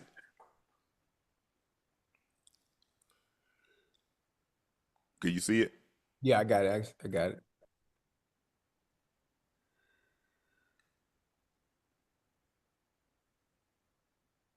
Oh, got the way, boy. And they supposed to be thudding up, or was that all out? Hey, it's thud up, but you better drop you better sink your hips. Yeah. And it's hard with somebody running full speed, Ocho, even if you drop your hips. Yeah. That momentum. Yeah. That momentum. That dude running and you at a standstill. Hey. That's where you drop your hips and try to explode through him. Yeah. Because he's gonna run you over. Every time. That was nice. That was nice. Yeah. That's what's gonna happen. That was nice. Joe said, man, y'all always playing on the edge. Yeah. Yeah. It seems like every time you look, it's a scuffle. It's summer. Like it's like y'all got too much testosterone out there. Them dudes can't wait. Yeah, you're right. You're right. That's why I say some of the pranks that they be playing in the NBA. You couldn't do it. That ain't gonna. Hey, Ocho, they ain't gonna fly. Nah. Y'all gonna be fighting for real. Oh no. That's why I think that's why I tell people everybody don't play how you play now. Right. Absolutely. Someone posted every NFL fan base's most hated player. Can you see it, Ocho? The Yeah. Bears is Aaron Rodgers. The Bengals is Lamar Jackson. Buffalo is Patrick Mahomes. The Broncos is Patrick Mahomes. Cleveland is Deshaun Watson. The most hated player is the guy that's on the team. Damn. Man. Tampa Bay is Marshawn Lattimore. The Cardinals is Josh Rosen. The Chargers is Patrick Mahomes. The Chiefs is Josh Allen. The Colts is Tom Brady. Aaron Rodgers is for the Cowboys. And you can see the list. The Eagles is Deebo Samuels. Tom Brady's Atlanta. Tom Brady's the Jets. The Jags is Derrick Henry. The Giants is Dak Prescott. The Ravens got Bernard Pollard. How Bernard Pollard hated? Most hated. What he did wrong? I don't know. Cortland Finnegan.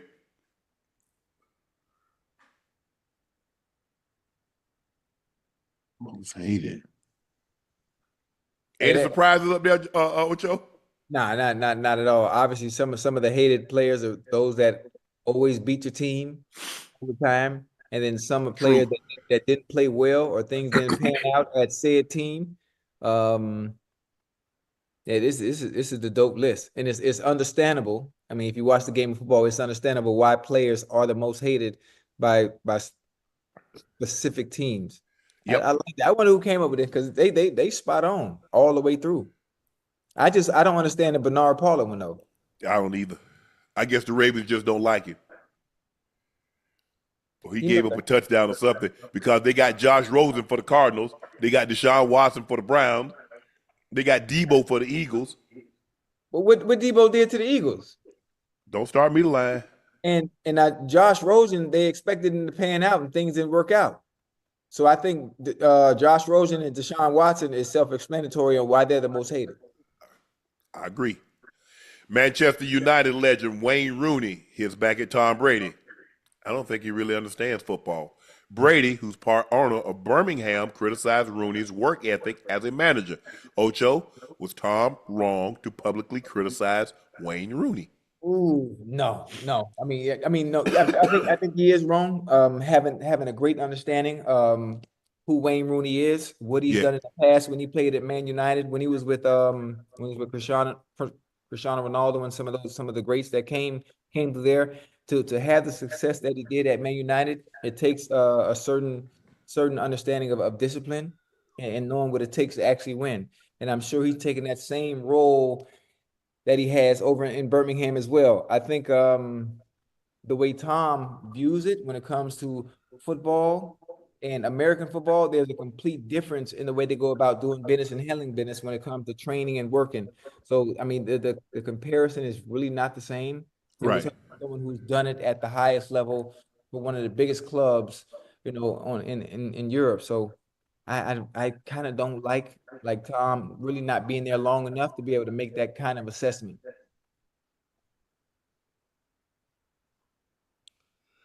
What you think? You a soccer fan, Joe? I'm gonna be honest with you. I don't know nothing about no soccer, Uncle Ocho. Hey, I've been to a soccer game here in Atlanta though. I heard that thing be crunk. Hey, if you've never been, Ocho, I know you a big soccer head, but I don't know about you. If you've never been, you gotta go to one. You gotta go to one of them games, bro. I heard they be live up in there. Oh man, hey, look, I'm gonna be honest with you. It's probably a little liver than a Falcons game. Wow. Yeah, they be packed to the top. They don't be playing in there, man. It's serious. Yeah. Wow. Yeah. I've been there. It's nice. Hey Joe, but you got to experience a game in Europe, Joe. It's different. Joe, I love the NFL. The Super Bowl is our biggest sporting event here in the States. A regular Premier League game, just a regular game, it makes the Super Bowl look like child's play. So if I can get you, I'm just saying, this is where our streaming come in, our show, the extended version of Nightcap, the adventures of Unc, Joe, and Ocho. We go to Europe and go to, let's say, I'm just throw this out there, Anfield, to watch Liverpool play. I'm just gonna throw that out there. And then we in the stands, you and Unc don't know what the hell going on. And all of a sudden, everybody stand up. The players coming out the goddamn tunnel, and the whole stadium starts singing "You'll Never Walk Alone." Everybody holding up the band. Oh man, but you won't understand it. I can sit here and explain it, but until I get you in that atmosphere, You gotta experience it. and you get chills going through your body, even if you don't know what the hell going on, even if you don't know the words to the song, you can be like, "Oh my goodness, this how it is." And I'm gonna look at you and be like, "See, I told you." Then when they start playing and nobody sit down, they start chanting the whole game. Yeah, they be singing the you don't whole understand game. nothing they saying. And then somebody score, then everybody go crazy. It's like, oh my God. I be like, Joe, let's go. Oh my goodness, dog. It's gonna be crazy. I'm telling you. And we could hop from city to city. Going to game to game. We can go to Italy. I could take it to a Napoli game. Like, man, dude. Matter of fact, the best, and we're gonna end it, right? We're gonna end it in our tour of going to soccer games. We're gonna go watch Boca Juniors game versus River in Argentina. Hey. Now, you want to talk about passion and enthusiasm? Life or death? Yeah. We going to a Boca Juniors and River game, baby. Hey, Ocho. Yeah. I'm pretty spontaneous, man. I try something like that. You know what I mean? I like that. Yeah, it's on. Now I just gotta find Unc. Hey, Unc, I gotta find somebody that know how to work this TVU backpack now. I got this TVU backpack. It cost me 30,000, Joe. What? Yeah, it cost me 30,000. Jordan know how to work. Jordan got. Don't you got what? That backpack. No. What backpack? No, we don't need it. It's a TV. It's a streaming backpack, so you can go everywhere. You can go everywhere. Streaming. Hold on, it's a streaming backpack. Yeah, Joe. Yeah, Joe. Like I'm taking us to heights. You go get it. Jordan know how to work it. He do? Yeah. There go our cameraman right there. There go our cameraman. So when we do running with the Bulls, Jordan just run with the Bulls. I'm already gonna be in the stadium in Pamplona. Oh no, you gotta do it. That's the whole point of the show. No, it ain't. Ocho. That's the part of Yo's part. Hey Joe. Hey, you gotta do running with the Bulls, Joe. Ocho, I'm with you. Joe ain't running nothing. I'm with you when you're right, but when you're wrong, you're on your own. I cannot. I ain't gonna be out there running from no Bulls. Now I'm gonna watch. I'll watch, but I ain't gonna be out there doing no running. Hey Joe, your lateral movement is okay, Joe. All you got to do is move. It's just a subtle movement, and the Bull gonna miss. They ain't got no awareness. They ain't got no awareness. I done seen them Bulls catch a few people.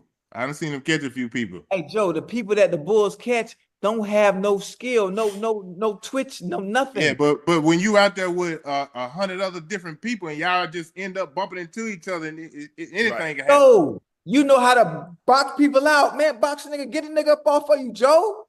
I know how. I just be sitting up on. I'm be sitting up on the fence already in there. Hey, I'm telling you. Hey, hold on. You ain't gonna get Unc to do that because he got them bad hips. He ain't gonna get out there. I know like that's what's gonna make it so fun. That's what's gonna make it so fun. Yeah, watch it. Unc try to get out the way of that goddamn bull. Hey, Uncle already be out the way. Unc gonna be sitting up on the fence. Because hey, look, guess what? I'm gonna be right with you. Unc, don't even worry about it. Because if he think I'm gonna be out there running from a bull, he tripping.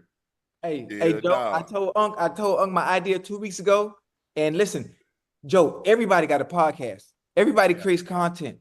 Everybody, they do fun stuff, going to concerts, they create content, making jokes, playing with people. But Joe, ain't nobody doing what I'm talking about. Ain't nobody doing that. So it's a space touch that we could touch it and just just take over. And it's gonna shoot us out the stratosphere. Like, ooh. And now, if you want to go to the Virunga Mountains and we're gonna go see the Silverbacks, now we talk. I'm telling you, I could become one. I could become with the gorilla. Nah, you can't look him in the eye. He'll beat hell at you. Hey, that's great content. Me and the gorilla go fight it. So y'all willing to go out there in like the rainforest and sit with silverbacks and all that? Yeah. I want to see you. That's great content, Joe. I'm willing to die about this shit, Joe. I ain't willing to do all that. I ain't willing to die. I'm like, I ain't willing to die about it, Ocho. But listen, I take a chance on a little something, but go and sit with some gorillas. Yeah. Man, I've been seeing them gorillas slapping people and everything, man. Hey, Joe. Hey, Joe. When they swing, all you gotta do is block. Yeah, all right. Okay. You gotta block, Joe. Yeah, okay. All right. Yeah. Yeah, okay. Oh, I'm telling you, boy. I got the vision long term, boy. Regina Hall and Anna Ferris are officially returning to Scary Movie 6. The Wayans brothers are back to write and direct. Marlon Wayans confirmed the news in a post on Instagram. We can't wait to bring Brenda and Cindy back to life and be reunited with our great friends Keenan, Sean, and Marlon. Three men we literally die for. In Brenda's case, again, Scary Movie started in 2000 and one of the highest grossing rated R horror movies of all time. The film opened with $42.5 million at the box office, marking the biggest debut for an R-rated horror movie and a black director at the time.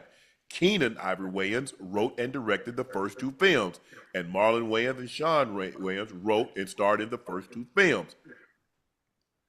I mean, I loved it. Because then guess what? Everybody, when that movie came out, everybody had the mask. Yeah. That would everybody was there. Yeah. So I well, who was that? Ron, what's the guy? Courtney Cox. What was the sheriff? What was the cop name? Dewey. Yeah, Dewey. Yeah, hey, Dewey was a little slow, wasn't he? A little slow. Yeah, he a little slow. Yeah. Slow. Yeah, you know. So they finna come out with another one? Yep. Yeah, them thing was funny, man. But you know, they the backdrop of the story, if you go back and watch the Marlon Wayans, he said how I think it was Harvey Weinstein and his brother, they like got him out of it and they didn't write it. So you could tell. I mean, you can tell when the Wayans, when they write something and then somebody else come in and take it over because you're trying to gyp them out of their money. But hopefully this is with Keenan and Marlon and Sean back at the helm, it'll get back to its original base and be funny before they did what they did.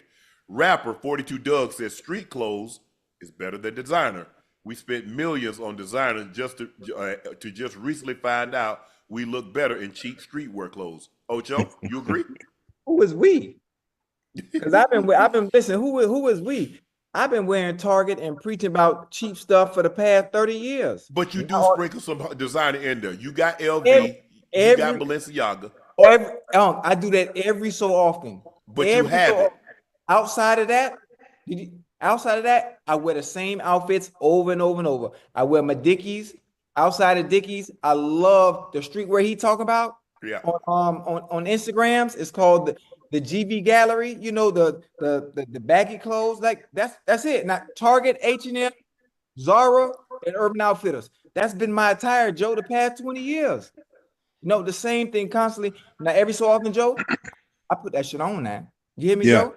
Yeah. I go get a nice little ensemble. You know. Yeah. I want ensemble, but yeah, we got you. What I said? Ensemble. Oh, my bad.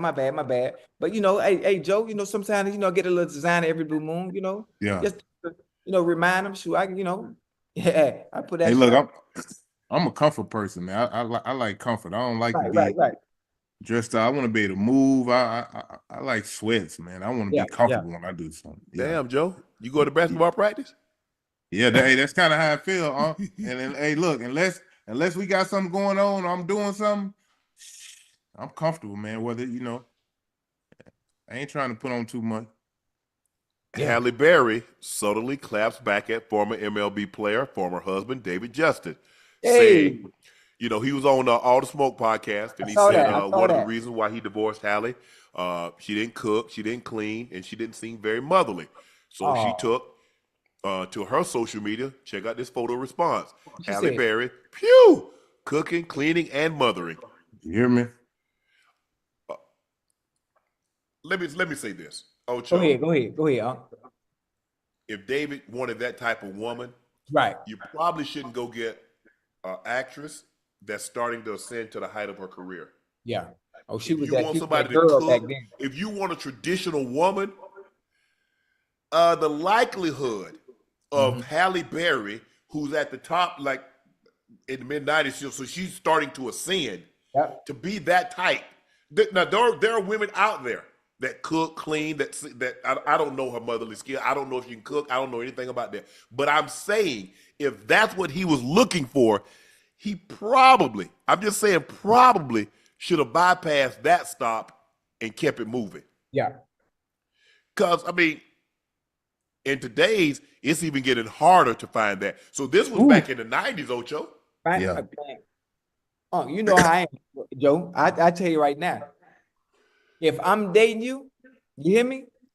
Don't come in my kitchen and talk about cooking. You ain't cooking nothing. Joe, you're not running up my gas bill, Joe. You hear me?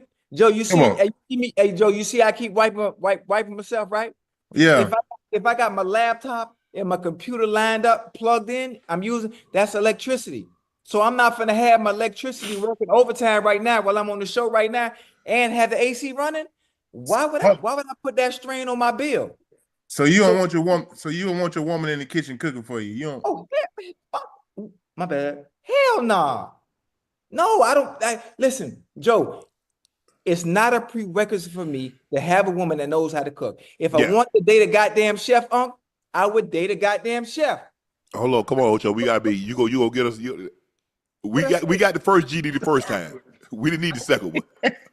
What I said? We know you getting excited, but go ahead. Okay, my bad. I was just trying to get my point across. My bad. Okay, I'm sorry. Yeah. I apologize, Chad. But Joe, you know how I am. I'm not with the cooking. Women love to use that as a sign. But hey, you should pick me because I know how to cook. And I don't care nothing about that. Can you balance this checkbook? Can you balance this checkbook? Can you help me? If I got $100, how much of that are you adding to? Are you taking away? They're more, I'm thinking long term, Joe. It's not a requirement. Yeah, For me, Joe, it's not a requirement. But if you want to, I'm not saying every day I expect a home cooked meal. It's not like my grandmother. My grandfather got breakfast. When he got up in the morning, he's gonna get eggs. He's gonna get scrambled eggs. He's gonna get grits, or he's gonna get oatmeal. When he came home at lunch, either my grandma or my aunts or my sister was sitting that plate. When he hit the door and he washed his hands, when he sat his butt in that chair, he expect that plate to be hitting that table. And when he came up out that field at 5 o'clock, 6 o'clock, he expect that thing to be on the table. That's not today. I don't expect that. I've never really expected that. Have I had dated women that were able to cook? Sure. But I've never had someone that wanted to cook every night. Yeah. Yeah. I agree. Listen, like was he married to Halle? Was he married to her? Yes. Okay, so listen, was she doing this at the beginning of the relationship? Was she cooking at the beginning of the relationship? Because if she wasn't cooking then, I don't know how you thought she was just gonna flip it. You got at the time she was starting turning into one of the hottest actresses in Hollywood, and you think she was gonna be that? Yeah. I think that was a conversation. You need to have a conversation. What you expect in your woman, and what you expect, and what the woman expects in the man. Ocho, I'm very simple, and I told Ocho this, Joe. I accept someone as they are, not how I wish them to be. Yeah. Mm-hmm. So however that's who you are. Yeah. Now, when I don't look at you any other way, you can't be mad. So if I were to have met somebody like a movie star like Halle Berry, do y'all really expect me to think that lady gonna put her career? Because here's the thing. You're asking her to like cook and clean. That woman have been on the set 14 hours. Yeah. Yeah. Or she might be filming Ocho overseas somewhere. Yeah. No. You have to factor all those things into a relationship. What does she do? Now, Ocho, you a professional.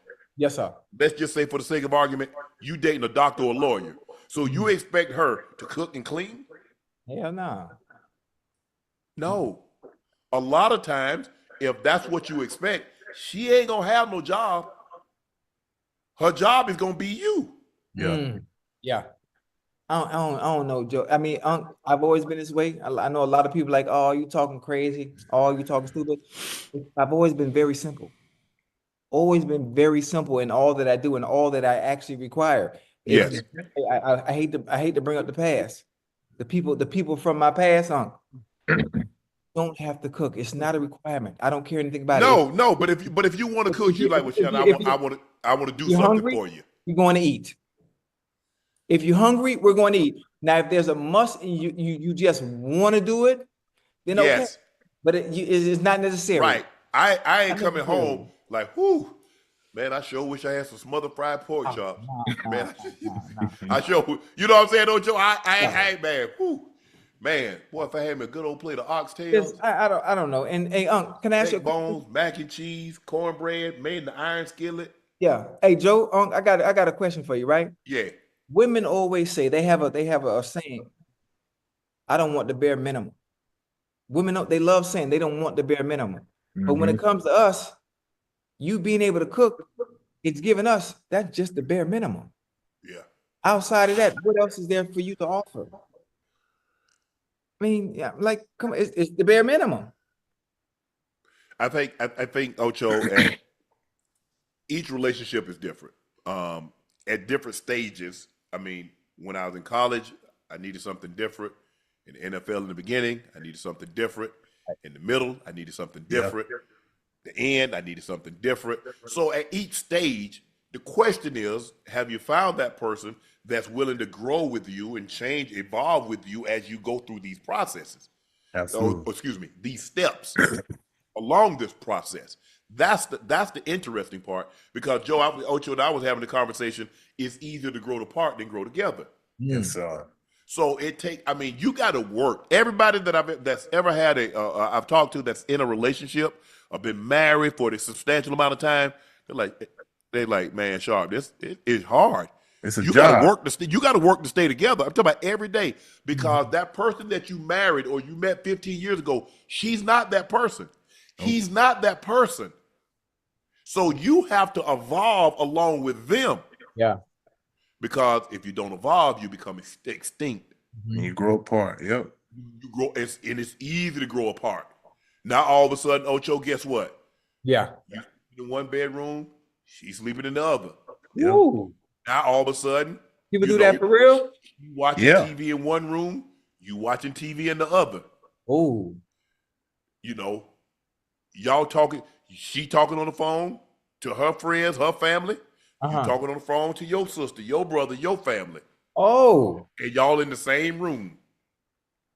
Hey, hold on, Unc. That's real. That's in the movie.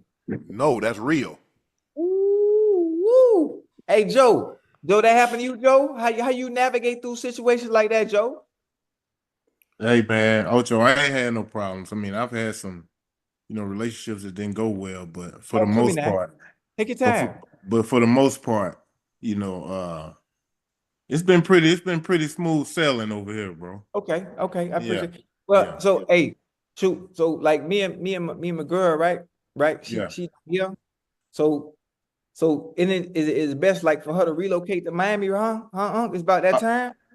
But that's something that you're gonna have to navigate, Ocho. I mean, Well, only you know. I'm listening. I'm listening. I'm trying to move. I want to be Ocho, like you Joe. got time. Hold on. Ocho, you got to realize, Ocho, you're in the honeymoon phase. You're in the honeymoon phase. Me? Y'all really haven't had no disagreements yet. Yeah, we did. We had a disagreement 2 weeks ago. You want to Nah, know hey, what? Ocho, take your time. Take your time. Yes. Take your time. Yes. Take your time. Give yourself a little time, brother. Okay. Now, when we talk about give yourself some time, how much time we talking? Because I got my watch on, so let me know how much time I need. No, Ocho, only you gonna know. You will know. Yeah, you will know. Okay. So 2026. That's long enough? To move her in? Yeah, or I can move out there. Which one? Which one we doing? I don't know what out there is, but okay. And I can go to the Celtics game all the time. Oh, okay. So she in Massachusetts. Yeah. So you think you gonna move to Massachusetts and give up? He ain't moving no Massachusetts. Right. Yeah, I like Boston. No, you don't. They got tea. They got a lot of tea in Boston. They got a lot of other things too. You ain't going to Boston. But anyway, hey, hold on. Hey, I lived in Boston for a good little time. Talk to me, Joe. Take your time now. Hey, yeah. Hey, all right now. Boston, hey, they got them now. I live in Miami, Joe. I live in Miami all my life, Joe. I know. Nobody got it like Miami. You know what? This is just y'all go ahead. I'm gonna exit out of this conversation. I don't feel comfortable. I just want y'all to know I don't feel comfortable talking this. Chat, I'm uncomfortable. They're making me very, very uncomfortable. All right, listen. Ocho, take your time, brother. Hey, Joe, I ain't got that much time, Joe. I'm on the other you side do. of the mountain, Joe. Listen, I don't know what time clock you living on. You got plenty of time. What you so mean let me you ain't talk got? to you, Joe. Let me talk to you real quick. Listen to me, Joe. When I was in my 20s, when I was in my 30s, Yeah, I'm in my 40s, I'm on one side of the mountain, Joe. yeah. I done got to the top of the mountain and I'm coming down the mountain, Joe. I ain't got that much time, Joe. I ain't got that much time, Joe. I'm telling you, boy, I'm on the back end of life, boy. In a minute, I'm gonna need somebody that's gonna be able to pick me up and wipe me, Joe, when I can't do it no more. Nah. You need to Joe, stop it. Joe, are you not understanding, Joe? We on the back end. We on the back end of life, Joe. What you mean we? What you mean? I got it. I'm thinking. I'm saying, God, I know I got me about 20, 25 more summers. We about hey, to, hey, listen. we Ocho. the same age. What are you talking about? Okay, I'm just saying I got me 25 summers. Hey Joe, I'm tired, Joe. Ain't nothing out there, I'm telling you, man. Ocho. Listen, I Joe, believe stay you. with me, Joe. It's the same thing over and over and over and over. Joe, I'm sick of it. It's like a merry-go-round, Joe. It don't matter where you go. It's the same result.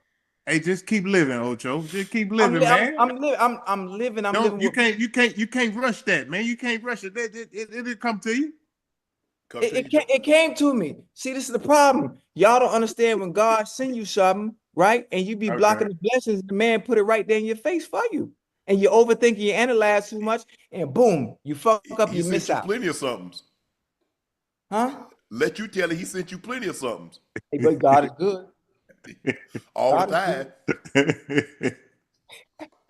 Hey, check this out, guys. Yo. Nearly half of women on dating apps set their height preference to 6 foot and above, according to new research. However, the data shows a stark reality that only 3.9% of the men in the U.S.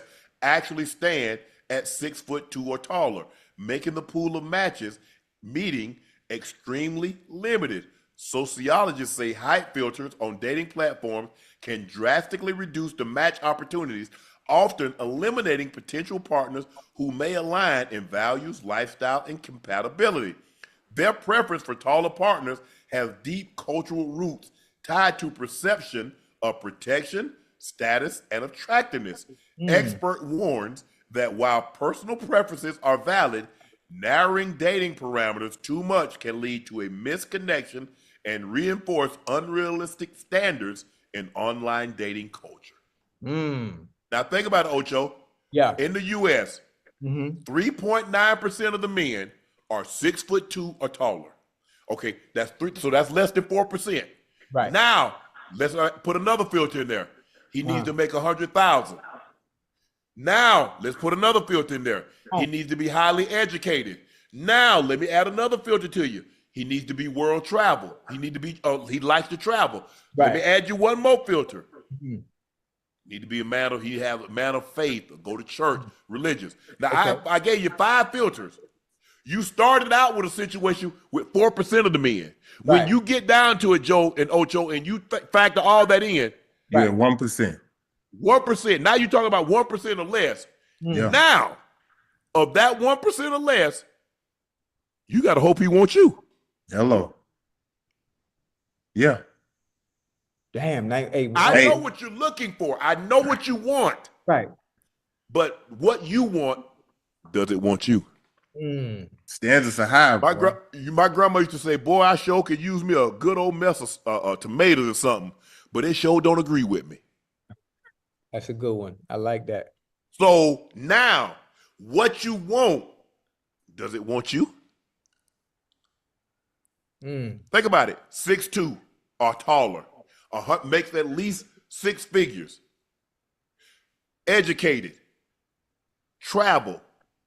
Somewhat religious. I'm not saying you got to be the Pope or minister or something like that, but sometimes, you see a lot of faith. I want somebody God-fearing. I want faith-based. So I just gave you 5 filters. Only 4% of the population in the U.S. of men is 6'2" or taller. Now I added 100,000+. Now I added this, and this. You're talking about 0.5%, 1% or less. And all the women that put that in there, you got to hope that it wants you in return. And guess what, Uncle Ocho? He probably ain't on no date now. And hold on, what about this? Kids. What if he got kids? I don't want no man with a kid. Oh shit, you ain't. Okay, what if he don't want no woman with a kid?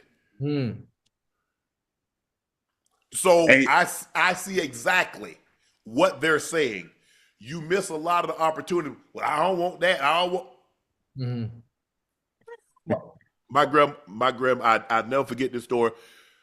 My grandmother, she really loved this man. She loved this gentleman. He'd go to church. He was everything that my grandmother wanted. My aunt came home and said she had broken up with him. My grandma said, I don't know why you left that good man. I remember just like yesterday. This had to be 1976-ish, 77. My aunt told my grandma, Mama, they plenty fish in the sea. My grandma ain't bat an eye. She said, yeah, but you might not catch him. Yeah. Yeah. Next time you see my brother Ocho, ask him about that story. Mama, they plenty fish in the sea. Granny ain't bat an eye. Yeah, but you might not catch him. Hey, boy. And you know what's funny too when I think about it, Joe? What's that? You think about Unc said the percentage, the 1% of the expectations that he just used. I think it might be less than 1%. Oh yeah, for sure. Yeah. When you start talking about a man 6'2", you start talking about a man 6'2" or taller. You talk about a man that makes six figures. You talk about a man that has a college degree. You're talking about a man that potentially likes to travel. You're talking to a man that has somewhat of a religious, faith-based background. I'm not saying he goes to church every Sunday. I'm not saying he's practiced, but I'm saying he's somewhat to make you that the lady feels comfortable. Right. Yeah. You shrunk that pool so small. Now you're picking from that tiny, tiny pool. But that pool, he gets to cast his net in a big pool. Yeah. Oh, hey, so now you're speaking different now. Yeah. Now, the women that love the athletes, that love the rich men, the men of status, the men that have millions. When you understand, I think they already know. I look good, I look fine, so I'll be able to get at least one of those, at least one of them. And it's fun, obviously. And the people that have that kind of money, Unc, they understand, okay, this is nothing I can take serious. This is just fun. It's how they view and think. That's how they view and think the mindset is. Sometimes, they slip up and they get caught in 18 years worth of work. Yeah. You get where I'm going? Okay, you get where I'm going. I get you. So it's tough, huh? It's tough. It is. It is. Now you see why I'm waving the white flag and I'm trying to get up out of here. I'm trying to get up. I'm trying to get up out the game because I'm ascending. I'm ascending again. So I'm trying to get up out of here, Joe. Hey, keep ascending. And that time will come, man, when you feel like you need to make that next move. No.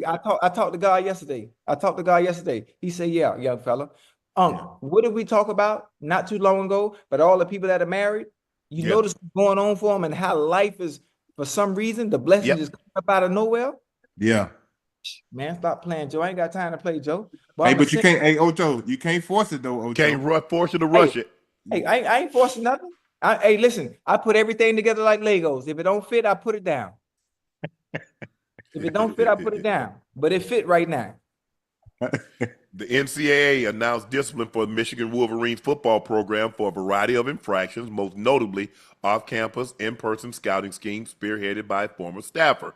The NCAA tab for the Michigan case could range of $30 million. 10% of the football program budget fine is at least 7.2 based on the $72 million that they spent in 2024 on the football budget. A 2-year postseason fine is expected to be at least $20 million, but could easily get more than $25 million with the college football playoff revenue changes in 2026. A 10% scholarship awarded is more than $800,000. Ocho, Joe, what is your take on sign stealing? Is it chess or do you despise it? I mean, it's cheating. It's frowned upon in any sport, in any game. If I'm mistaken, I think the Houston Astros had an incident like this in the Yep. World Series. If I'm not mistaken, the banging on the side of the bullpen or whatnot. Yeah, But the trash can. yeah. But to me, honestly, even with you knowing what the signs are, even with you knowing what plays are coming, it's still up to you individually to win that battle. Okay, Right. you know what's gonna happen. No, I'm gonna beat you anyway. But again, it gives the team an advantage. Absolutely. Team an advantage. So I mean, it's something that's frowned upon. And listen, they did it anyway, and now they're being punished for it. And it's been how many years it's been since that, huh? I Like thought they three, I got think. punished for it already. I mean, they seem like they suspend Sharon Moore every year. Yeah. He gets suspended in 25. He's suspended in 26. I Yeah. think he got suspended in 24. God damn. Hey, listen, y'all think it's happened more than that one time? They just the only team that's They kinda just got caught. Yeah, they just Yeah. got caught. I think with college football now, even with college sports in general, due to the NIL, man, It's big business, man. oh man, big. This is a professional sport now. It It's is. no longer just college I mean, you think basketball. about $72 million, Joe, in Ocho just on the football team? That's crazy, boy. That's Let crazy. that sink in. That's crazy. Hey, you know what I just thought about, What's And that? Joe? We talk about college football and them stealing signs. Boy, you see all them goddamn signs and signals they be doing on the sideline with the damn cardboard and shit. How the Yeah. hell you supposed to know what the hell they calling? Man, they got somebody watching all that. Hey, Exactly. Joe, you watch the quarterback on the sideline, boy, he be over there throwing up gang signs. Yeah. Like, what the hell? Ocho, I guarantee they got somebody out there who there just to watch them signals. They Yeah. do. That's how they got caught. They be having a cardboard with the symbols and man, Yeah, they do. too much going on. But you know what? They figured it out. Yeah. All right, here we go. Time for our final segment of the evening. It's time for Q&A. Damn, I was feeling good tonight, boy. You sure you want to get off already? We had 2 hours. Yeah, I see that Finally. thing. I see that thing. Come all on, night tonight. come on. Get right 904. Trevor Lawrence has a playoff win, largest comeback in playoff history. Don't disrespect us like that. Go Jags. Sorry, beat your Jags. You're right.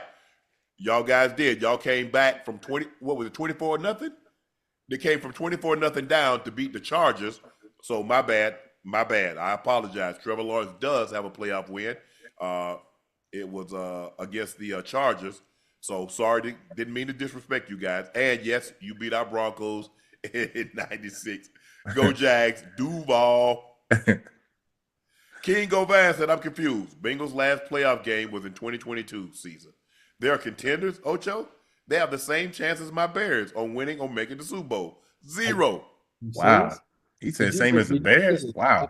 No disrespect to the Bears and Ben Johnson and Caleb Williams. Did you really just compare the Bears' chances to the Bengals? Is that what He did. He did. That's exactly what he I'm not did. sure why. He must have just started watching football maybe 2 years ago, if that. Well, Man, neither one of them made the playoffs last year, so don't do that. So he Joe. got a point, Ocho. Don't do that. That's what Joe trying to say. Joe said he got a point, Ocho. That's all I'm Hey, saying. I'm saying where that Atlanta Hawks was at last year. They made the playoffs. Joe said he right here with us talking to us. He'll play for the Hawks.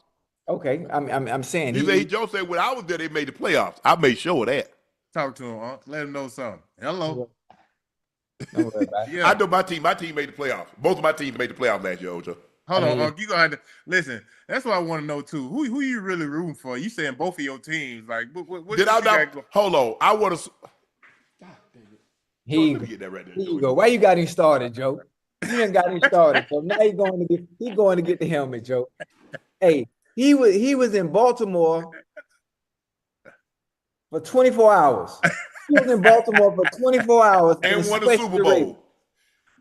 And won a Super Bowl. And went to the playoffs both years I was there. And won a playoff game. Won 4 playoff games when I was there at the first year. And won one the next year. So you say you got a right to root for both. Yes. Teams. Okay. You make it seem, Ocho, like they are for half a season. I mean, it was short. It was 2 years. 2 years is very short. How many guys go somewhere for 2 years and win a Super Bowl? You was with the Ravens for the honeymoon phase. That's all that was. Honeymoon. Hey, it was so nice. 290 Wheels of Saurus. Rex says Revis, Sanders, Champ, Ty Law, Rod Woodson, or Charles versus Moss, AB, Rice, T.O., Hill, or Julio. Who's coming out on defense? Who's coming out on offense? So hold on, I guess he's asking who's going to be the starting corners, right? So if you got Revis, Prime, Champ, Ty Law, Charles, and Rod. And they primes? And you was like, okay, and the receivers are Moss, AB, Rice, T.O., Hill, Julio. Who's coming out on offense? Who's coming out on defense? I'm going Moss and T.O. on offense. And on defense? No, that's who you're gonna start. That's who's gonna be in for I'm you. starting Moss and Okay. And on defense, I'll probably go Champ and C Wood. After what Revis did to you, you gonna leave him off? Yeah, that's one season. Champ and Wood did it. I don't know who. What you call him? Jason Taylor. Was Jason Taylor MVP? Well, defensive player of the year that year? That Revis had that historic season in 2009. Yeah. He who won the MVP that year? He called Ocho the on defensive that? player of the year that year. Mm-hmm. Ocho. Yeah. Revis got you that year. He got the best of you. Charles Woody won it. Well, he got the best of every goddamn body that year. Ain't nobody had over 50 yards. Me, Randy, T.O., Megatrons, Calvin Johnson. Like he had a season. What you call him? Sertan just had a season like that. Yeah, everybody, boy. All right, who you got? Okay, so you went with Champ and Charles Woodson. Yes, yeah, and they prime. Man, stop playing. So you only can pick 2 out of the 5. Yeah, I'm taking Prime. I'm taking Prime and Rod.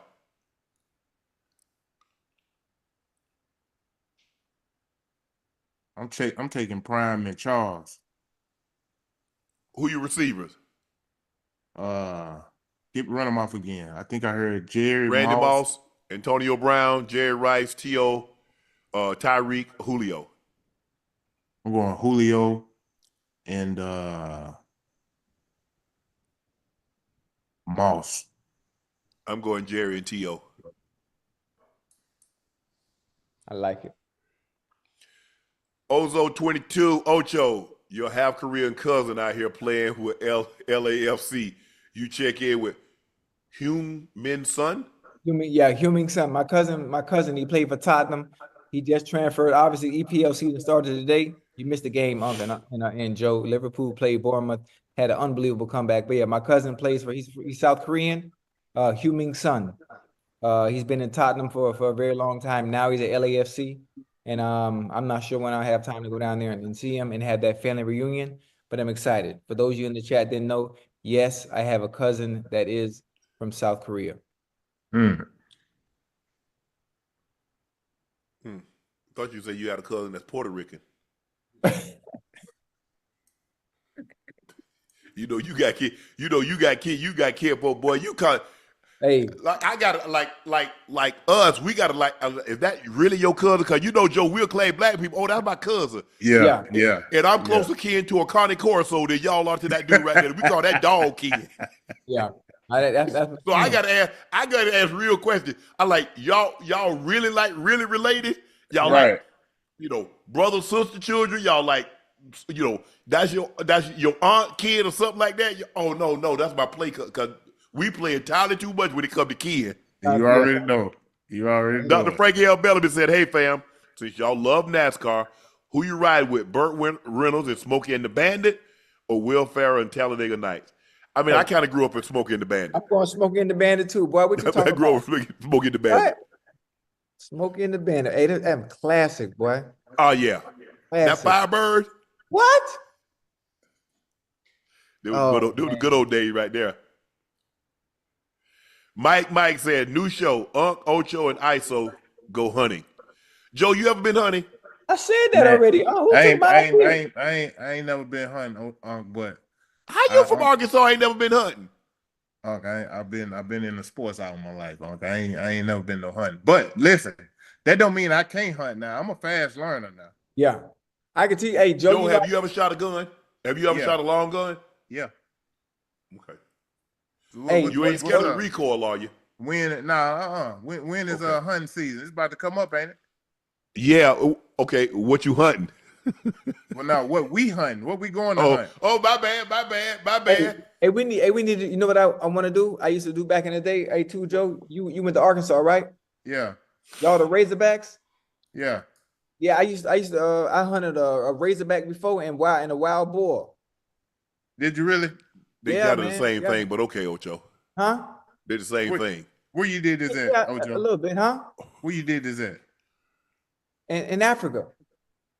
Why you got to go way to Africa and they got places right there in Texas that you can go kill feral pigs? Nah, I'm talking about no pig. I'm talking about wild hogs, huh? I had to go out. I don't. Listen, I ain't never been to Texas like that. You know, Houston is off limits for me. Me too. Man. Nah, man. You know, I'm focused. I'm locked in. Hold on, why Houston off limits? What? You never been to Houston? Yeah. There are a lot of I don't know if y'all noticed. There's a lot of things off limits to me, but Houston is one of those things. Hey, Joe, Atlanta, Houston, boy, that's the devil's playground, boy. I don't want no part of that. It's I'm thinking about moving myself, Ocho. Where you moving to? Where you moving to? I was looking at like Cypress, Katy, Texas. Yeah. Oh, for real? The hell to the no. Oh, let me know now, because if you move, I'll come on down there too now. No, because then you gonna be wanting to do the show. Hey, see if we both live in Texas, we can do the show some days. I already know what type of time you on. Absolutely not. Oh yeah. Matter of fact, we could do the show at Area 29. No, we can't. Yeah, we could. Hey, nah. That'd be dope. So, hey, listen. Don't leave me in the dark now. If you decide to move to Texas, I'll give you the heads up. Hit my line first, boy, because I go get me something out there for 20,000 square feet for a little penny. You ain't lying. You ain't lying, Ocho. Man, please. Do 727. Respect you, Unc and Ocho. Just want to shout out my children, Rylan, Rory, and Reese. Diehard Bronco fan, would appreciate a shout out for them. Rylan, Rory, and Reese, your dad want to give you guys a shout out. Hopefully you've had a great day. Hey, Bronco Country, we riding this year. You know what I'm saying? That's what we do, Ocho. Hey, Bo Nix, Cortland Sutton, that defense. Ooh, Pat Surtain. Hey, PS2. Bronco Country. Stand up. Gonna beat y'all on Monday night. Wait, who is y'all? You might be talking to Joe. Nah. Cincinnati Bengals. Yeah. But that ain't happening. Beat the brakes off y'all.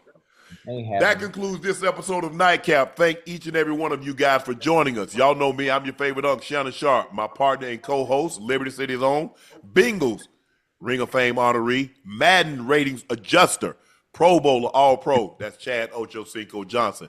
And the third member of the Big Three, University of Arkansas alum, Little Rock, Arkansas native. Sir. There he is, ladies and gentlemen. And his Wi-Fi did not glitch tonight. ISO Joe Johnson. Please make sure y'all hit that subscribe button. Please make sure you hit the like button. And guys, do us a favor. Go subscribe to the Nightcap podcast feed. Tell family, friends, and loved ones to do likewise. Thank you for your support and your continued support, because thanks to you, we're able to do what we're able to do. And you know what? Who knows? With all that support, Ocho and I and Joe might just do this new show that we're talking about. Cognac Laportier has a new drop, and this one is personal. I've created a limited edition release to honor my brother Sterling's induction into the Pro Football Hall of Fame. It's just not a bottle. It's a tribute. It's a celebration of a legacy. And once they're gone, they're gone. The Hall of Fame edition is officially live. Just head over to LaportierCognac.com to grab yours while you still can. Don't miss a chance to own a piece of history and a very, very special moment. Please go follow my media company page on all of its platforms, Shay Shay Media, and my clothing company, 84 with 84 pinned in the chat. Titans beat the Falcons 23-20. Thank you guys for joining us. We'll be back tomorrow. Same time? A little later. We're after a preseason game, but we're on tomorrow. So you don't want to miss it. Appreciate that, Joe. Yes, Enjoy sir. The rest of after the Giants-Jets. Appreciate that, Joe. Enjoy the rest of your evening, Ocho. Tomorrow. All right. Peace. Peace out.